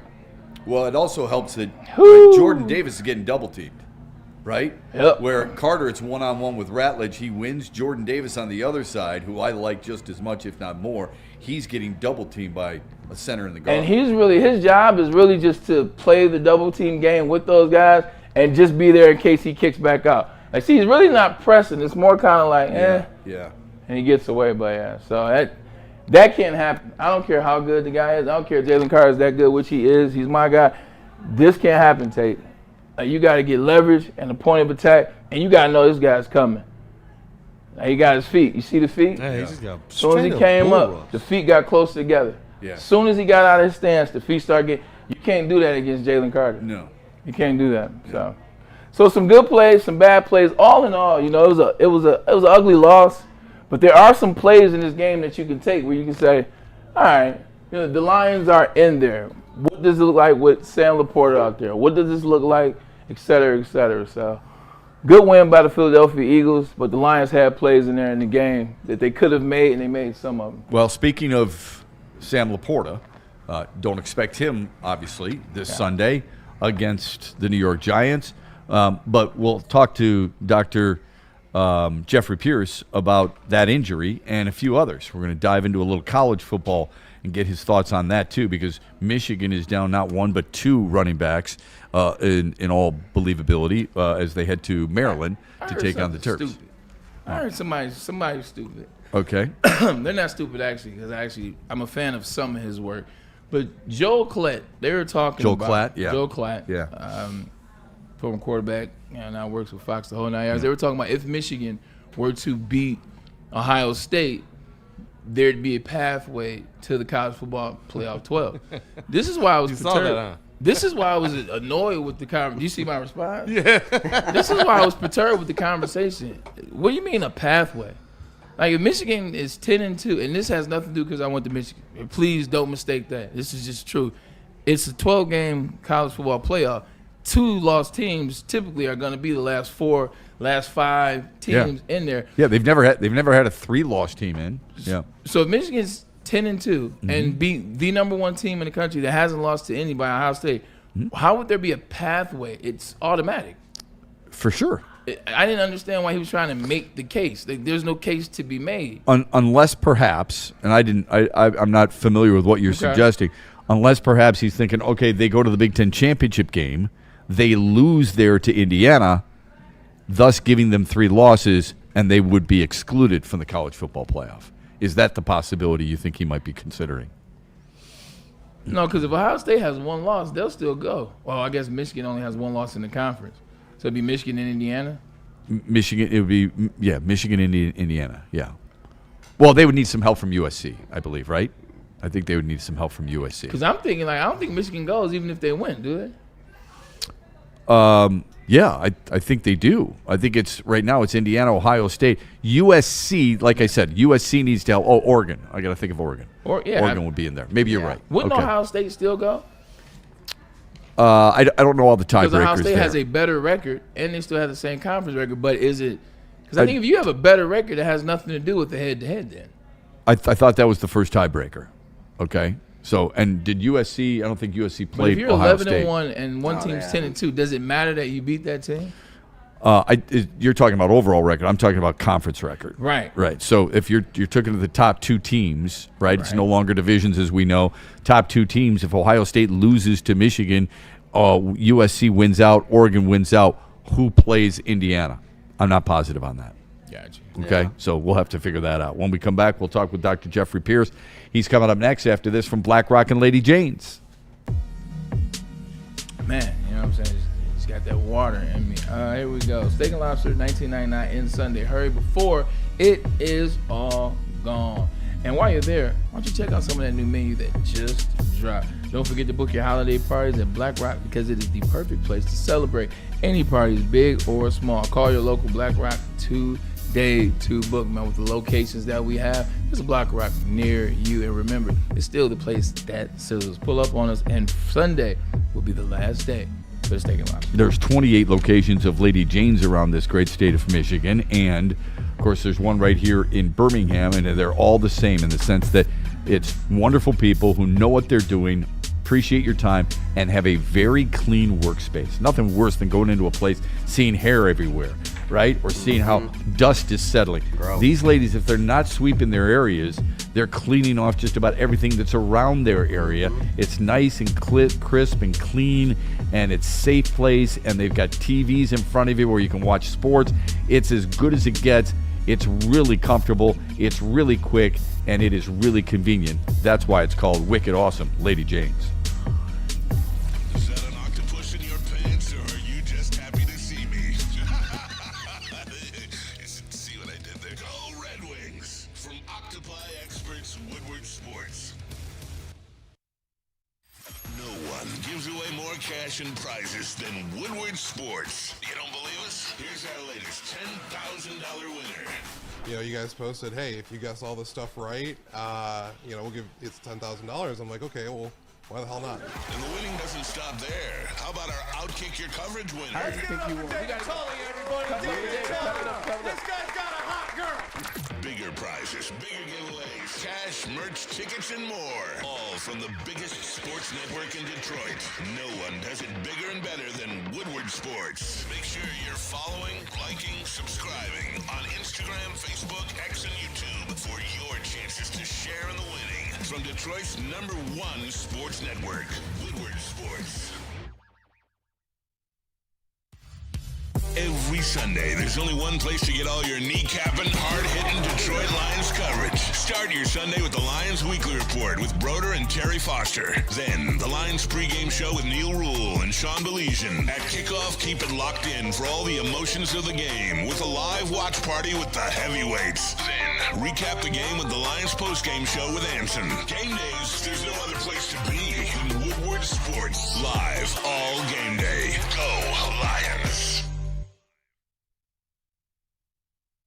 WoodwardSports.com and click on Shop. Get the latest in Detroit sports apparel and exclusive Woodward Sports gear. WoodwardSports.com can get the whole team outfitted. Love the Pistons, Red Wings, and Tigers? We got something for you, too. Shop online at WoodwardSports.com.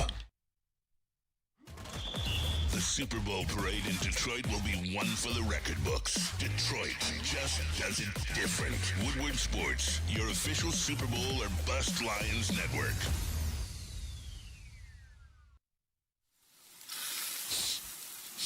You smell that? That's Brad Holmes cooking. And the off-season smells good. Woodward Sports.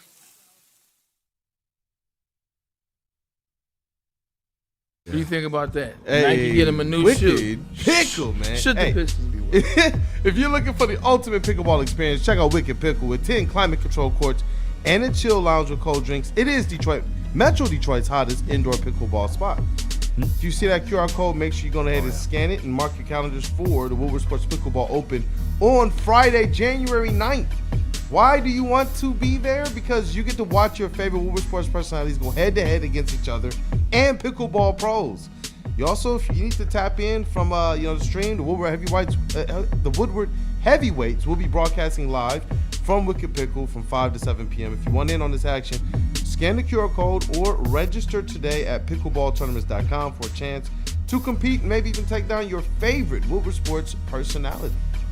And if you're looking for some comfort or looking to upgrade your relaxation game, check out Massage Chair House in Bloomfield Hills, Michigan. Me too. The largest massage chair house chair showroom in the Midwest, with the top brands for massage chairs like Ofinity and Osaki.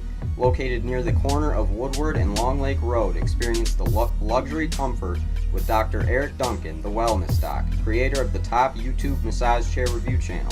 Book a visit at www.massagechairhouse.com or scan the QR code. Massage Chair House, your ticket to ultimate recovery and relaxation. Hey, we back. We're going to get to Dr. Jeffrey Pierce here in a moment. I'd be remiss if we didn't bring this up from yesterday. We failed to get to it, unfortunately. It was the 21st. Yesterday was the 21st anniversary of the Malice at the Palace. Watched it, wasn't there, even though I was at the Palace quite a bit back in the day, but I was not there. It's still something that is, remembered here in Detroit. It may not be necessarily fondly for a lot of people. But it did put the Palace, if it wasn't on the map already, on the map. Do you remember what you were doing while that was going on? I'll never forget. It was a Friday night game, and I know that because I was at the hotel in Columbus getting ready to play Ohio State for my senior year. What I appreciated about seeing that before the game is it gave me more fire than I didn't need it. But you had the fire of this fight and this back and forth of two Eastern Conference juggernauts, and you get into the minutiae of the game. Like at the end of the day, it wasn't a lot of Pistons at fault in that night, but that's neither here nor there.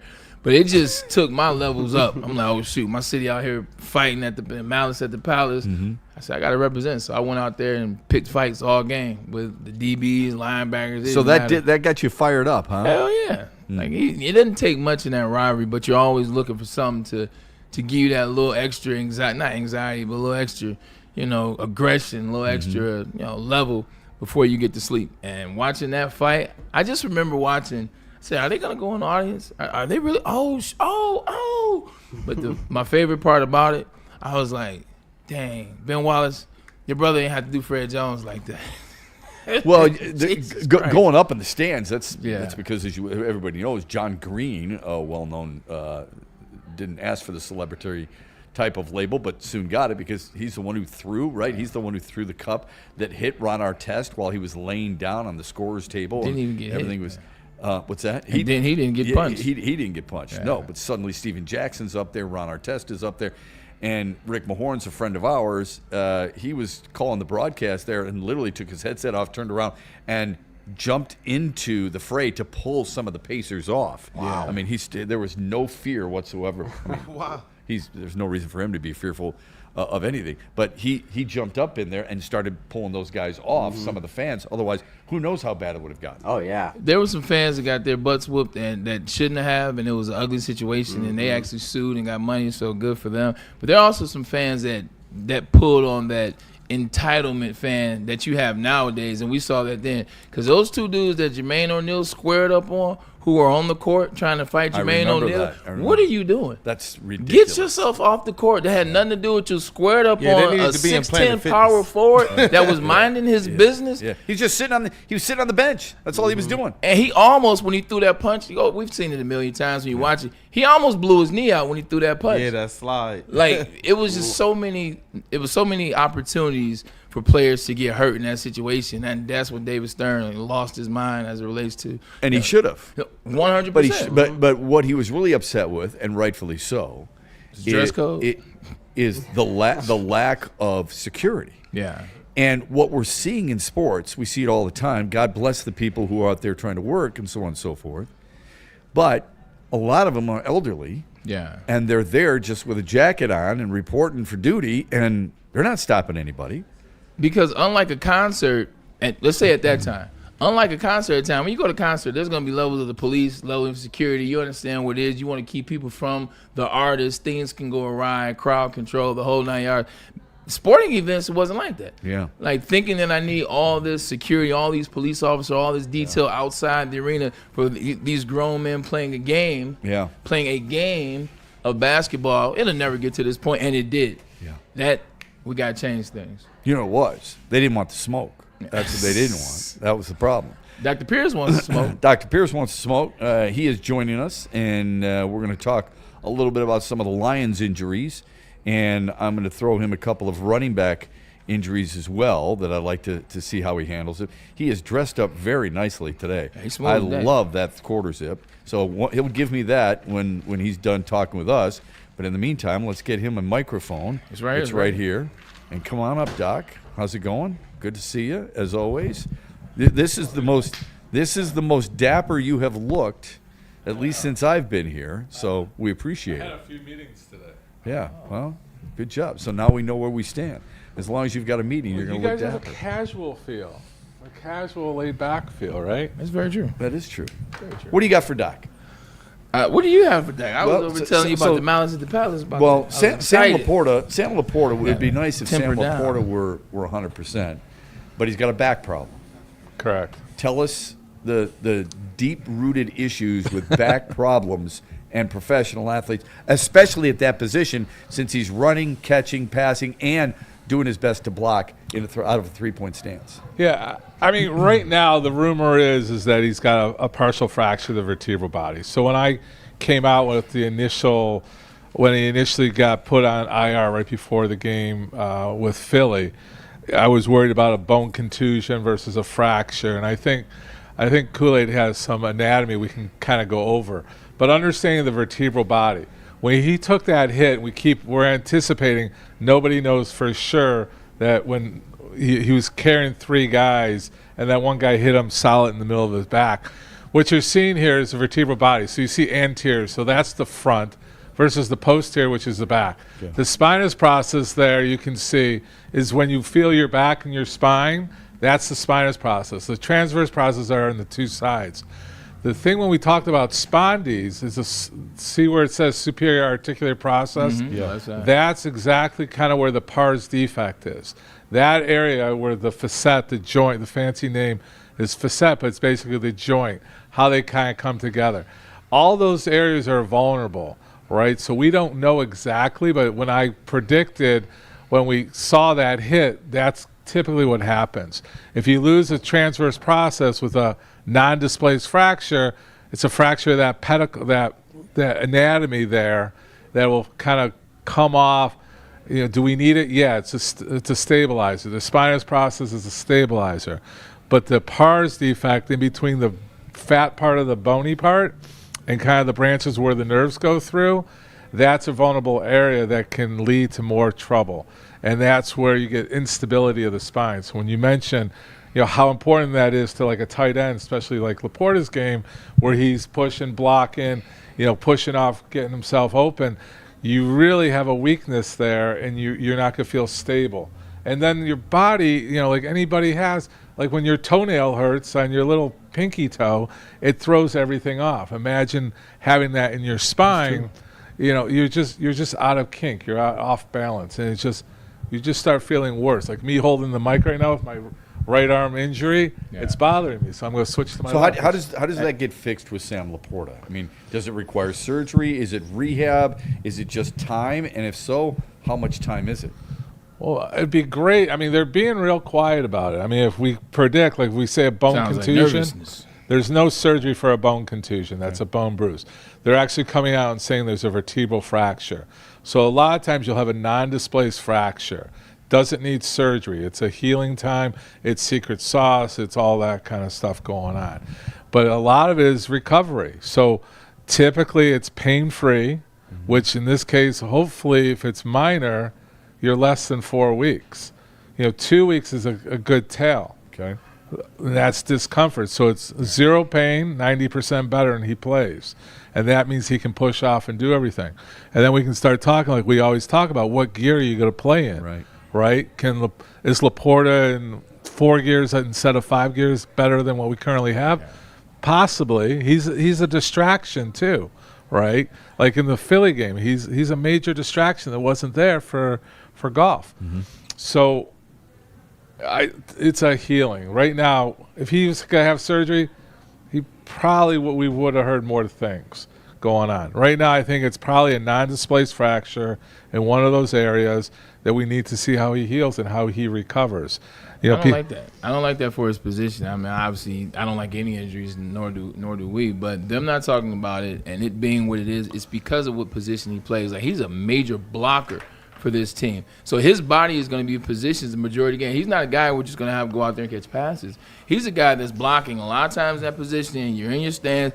And when you're lying, you're getting up like that, that's directly affecting, like that motion, that's directly affecting where it is. Like, you're talking about trying to be man enough to not feel this type of pain as you're blocking Jalen Carter, as you're chipping on, Jalen Phillips or whoever other these players are going to play. That's not specifically a good thing for his position. I don't like that for the Lions. Which adds up to he'll need that 1 to 2 more weeks to be fully capable of his position. Can he be out there playing a different game, different gears? He may not have all 5 and be out there. So he wouldn't be done for the season, you don't think? You right now, if we leave it where we're at right now, this is a 4 or 5. What do we got? 7 more weeks of the season. Yeah. I think we're going to know a lot more week to week. What's it prevent him from doing? Prevent him to be powerful. Okay. I mean, the number one thing is power. Okay. Right. For him to cut or catch a football with non-contact, he'll be all right.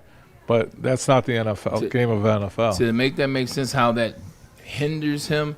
If I know this and I'm the defensive coordinator for, let's just say, the Dallas Cowboys, or I'm the defensive coordinator for the Rams, every time Sam Laporta comes on the field, especially when his hand is in the ground, I'm putting a defender over him. I'm making him have to use his body. I'm making him have to aggravate that potential muscle. And that's where it says it's not doing anything dirty. I'm just making him activate that injury every single play. And that's going to deter how good he can be the whole game.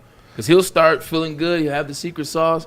But you do this a couple times, that second and a half quarter, it's like, shoot, it's wearing off. It's wearing off. That's why I don't like it. What's the pain delivering? I mean, is it a sharp pain? Do you usually something like that? It's a constant ache. Numbing, constant ache. Okay. It's a constant ache, but then when you get resistance or you move a certain way, you can get that sharp pain.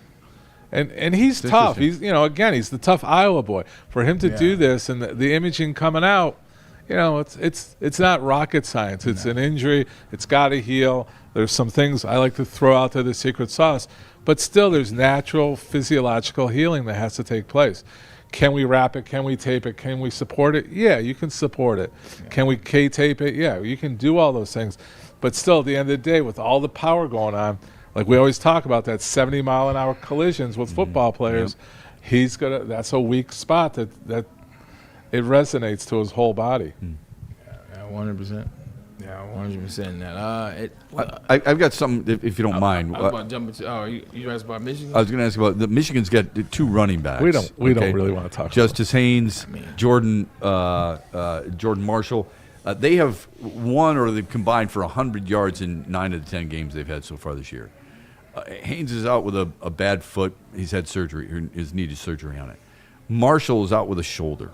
Okay. Now I know that's a nasty land too. He landed right. It's a tough thing, right?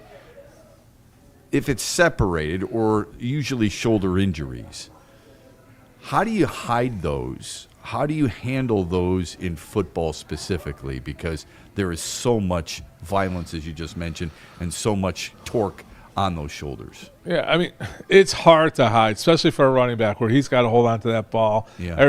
All they're doing is trying to punch it out. Yeah. So you have to have all your force, and that's like an internal cage, right?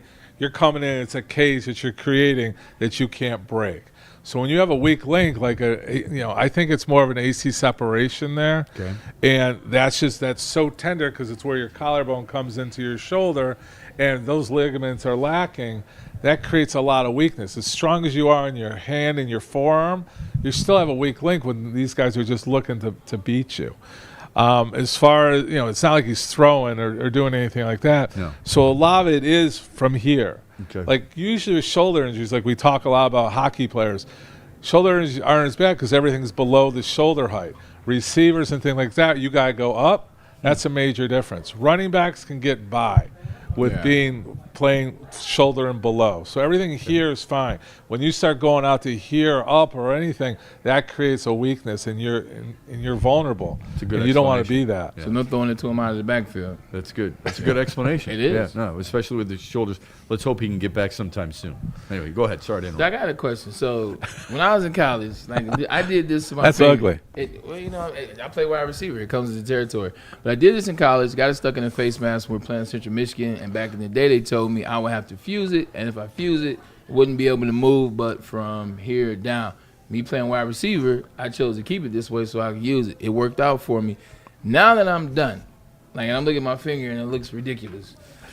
What should I do with this? What are my options? Are we talking about the movement, or are we talking about the ugly knuckle? We're talking about the ugly knuckle and it being bent where I can't move it. Can I now cut this scar tissue out of here and then fuse it? Yeah, if you want to fuse it, but you understand you're missing that joint, but you'll look pretty again. Right. Yeah. That's. I think it's a conversation starter. I think it looks cool. Excuse me, sir. Did you play NFL football? Well, Why, yes, I did. Oh, Dr. J's over there? Never mind. The cool thing about that, though, the rest of my hand, you're hilarious. The rest of my hand also still looks like I played football. So to fuse this one, these are still crooked as hell, too. It's not functional at this point, right? It hurt me on the golf course. It may help you. You're already in grip form. Yeah. When you fuse it, you won't be able to come around. Yeah, there's some therapy. You could probably wear a brace. There's actually a brace. Man, those things didn't work. They put those. I know exactly. What do you want it to? I mean, it'll keep it in a position. It's not going to recover it. You're too late for the recovery. Oh, excuse me. Well, I mean, now it would have to be. It has been 22 years. Right. It would be surgical and see what you could do. Can they do a 10-minute repair? There's a lot of stuff to be done. Can it be like your other hand? No. Can it improve from where you're at right now? Yes. Okay, that's a conversation we'll talk about. I need to improve this hand. We'll get one of the hand surgeons in, and we'll get that going. There you go. There we got it all. Okay. So you want to talk about great stuff on Laporta. Thank you. You want to talk about your pitcher? I don't. We don't have time to talk about our pitcher. No. But we can do that in another day. I mean, that's evergreen. Yeah, that's not going away. I mean, we can put it out. We'll talk about some other time. I find it very interesting. When pitchers have surgeries, multiple surgeries on their throwing arms, if there is some type of window of opportunity for them to re-injure it the likelihood of it. It's something that we can talk about later. This has been football related. It's been really good and really knowledgeable about stuff with Sam Laporta. So thanks for educating us as always, Doc. That Sam Laporta conversation is going to lead to a different conversation when the season's over, Shep. We were having that conversation on who do you bring back, who don't you bring back, why don't you bring this person back. Depending on what that back looks like and moving forward, you start to look at the injuries pile up for Sam Laporta, the guy that doesn't feel any pain. Those injuries stack up. That'll be another conversation as it relates to keeping or not keeping. I would argue outside of the knee, Doc, that back injuries might be the most concerning of any athlete. Yeah. Is that unfair, or do you think that's pretty close? Neck. It all depends to the degree, right? You got neck, you got Achilles. Achilles we've talked about, ACL repairs. Well, yeah, we said the knee, but I mean, the back is very vulnerable, but you can overcome. There's so much extra structure around. A guy who's dedicated can get around it. Okay, good. A knee, your structure, an ankle. I'm more worried about ankles. Really? Ankles there's a lot of anatomy there, and you can't get by without an ankle. That's a great point, man. I mean, facts. Okay, so ankle. You would say knee. If you had to prioritize the thing that concerns you as a team doctor when you see a number of similar injuries, it's ankle, knee, and what? I mean, spine and neck is, okay. Concussions in there too. Concussion's the big unknown. Yeah. Right? So it's a danger. What I'm taking from it is a dangerous sport. It's dangerous all over, for sure. That's right. Yeah. All right, great stuff. Play Thanks, now. Doc. We appreciate it. All right, guys. Let's get to some super chats and mailbag. Kool-Aid? Yes, Fire yes, away. yes. Hey, and you know what? Shout out to the people for supporting when you get opportunity to. Hey, Go we ahead and appreciate smash you that guys, like man. button if you haven't already. Thank you for coming down. And, we had this from Charles, a $5 super chat from earlier. It's like my smooth when voice. Bray dropped the Flint Tropics reference, he says, I ain't gonna lie. After that movie, I was hoping and wishing we'd end up somehow getting a Flint Tropics farm team. And I wanted to say, shout out to our G League teams for actually doing that. I know that the Grand Rapids Drive as well as the Motor City Cruise have also each had variants of the Flint Tropics uniform. Yeah, so that's pretty fun. That's actually pretty cool. Yeah, that's good. Okay. Do you understand? I used to have that on repeat. All right, let me stop before we What's get that, Love Me flagged. Sexy? You can't play anything now. YouTube will flag you for anything. That's Love Me Sexy, man. He came into he came into his bar, came into his club, went into the DJ booth, threw out whatever the hell they was playing, dropped his track, and got the party going. That's good stuff. Speaking of magic, there it is. Baby, Okay, what else we got? What else we got? Anything else? Yeah, we do. We got another super chat here. $5 one from IVR_8. He has the number 3 crown today. So, man, these people have definitely been putting in that work. We appreciate supporting you guys. Now, he says, Braylon, you're my dude. Okay. But when they start like that, yeah, when they there's a said, but in there, yeah. But I appreciate the preface. Preface. Go ahead. He says, but Brady got his leg broken in 08. The rules changed drastically. His numbers after the rule changes soared. Mr. 2-minute drill number 1. I know earlier, though, you talked about what happened before they changed the rules. He proved he was still that dude. Yeah, 100%. I mean, that just goes to what I was talking about. That was, Brady got drafted in 2000. He won the first Super Bowl in 2001, and then it goes all the way to 2008. So that's technically exactly what I said. But in those first 3 Super Bowl runs, Brady had to deal with the same BS that all the other quarterbacks of that past had to deal with in terms of physicality and, guys like that, being able to do things like that. And I remember that game was the Dolphins game. Mm-hmm. The 2008 Dolphins game. He's about to start off on fire again. But, yeah. After that, to your point, you couldn't touch the quarterback. Yeah, and Montana did his entire career, I suppose, is what Lawrence Taylor's referring to. Went 4-0, never threw a pick in the Super Bowl, and had that bad back. I mean, and then went to Kansas City and actually led them to the AFC Championship game. Where he lost to the Elway. Yep. Yeah. One more mailbag. To the Oilers. To the Oilers. Yeah. One more mailbag question. We also have to. Before I get to that one, we'll do the mailbag question and then we'll say a special note. But Randall Smalls wants to know, shout out to our guy Randall Smalls, one of our biggest supporters. With Laporta out, will the Lions stop using 2 tight end sets? It seemed like that's something Jared Goff has gotten comfortable with, and it looked like he was very uncomfortable with. I thought they should have used it more against Philly. Yeah, I think depending on the interior part of the offensive line, that's how you help those guys. Yeah. So I think Two they tight are end going to sets. use them if that line continues to struggle. What do you That think? takes away a playmaker. Like if you're gonna It use does. two tight ends, it takes away a playmaker. And the fact that your number one tight end is not in there, so now you have two guys that really aren't playmakers. Right. Essentially, it's different if it's Brock Wright and Sam Laporta. Say, I'll go two set all day long because I know Sam Laporta's gonna give me Right. something. And But then if it's Brock everyone- Wright and Shane Zylstra, yeah. It's now totally I'm different. like, because now the defense is doing the same thing. So I would, for protection, sure, but you lose one of your playmakers on the field at least. Yeah, and I got a little tripped up earlier just because it's got, it's kind of got brought back to my memory. My mind said, Michael Wary, mailbag, please give Just a Fan a shout out. He just lost his significant other, his wife. And I know we're sorry making to sure hear that that, we brother. get you something, We're praying for a you. token, because Just a Fan is one of our biggest supporters, consistent supporters. Yeah, So, it's so hard. praying You've for had to deal with it, Kool-Aid, recently. Braylon has had to deal with it quite a bit as well. We've all had to deal with losing somebody who's close to us. We can never really truly put ourselves in anybody else's shoes because everybody's relationships are different and everybody handles things differently. But we can tell you this, as a member of the Woodward Sports family, we are grieving with you.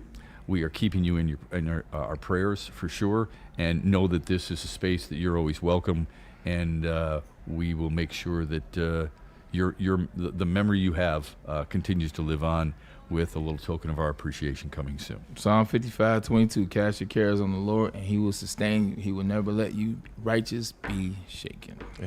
Amen. So a good way to end it. Thank you, and all the best to you, for sure. Thanks for joining us. We'll be back tomorrow here on the Braylon Edwards Show. A reminder, we will have the Braylon Edwards Smoothie Pick'ems. King High School Player of the Week. We'll have our pick'ems of the NFL, and we look forward to your super chats, as always, on the Braylon Edwards Show. Enjoy your Thursday. Appreciate you guys. Looking for your daily sports fix? Look no further. Join Braylon Edwards, the University of Michigan legend. Lofting it right corner of the end zone for Braylon, up in the air. Touchdown, Michigan! And Shep, Do you believe this comeback? your favorite sports commentator, as they tackle the hottest topics in the world of sports. Catch the Braylon Edwards Show with Shep, Monday through Friday from 2 to 4 p.m. on the Woodward Sports Network. Get ready to laugh, learn, and love sports like never before.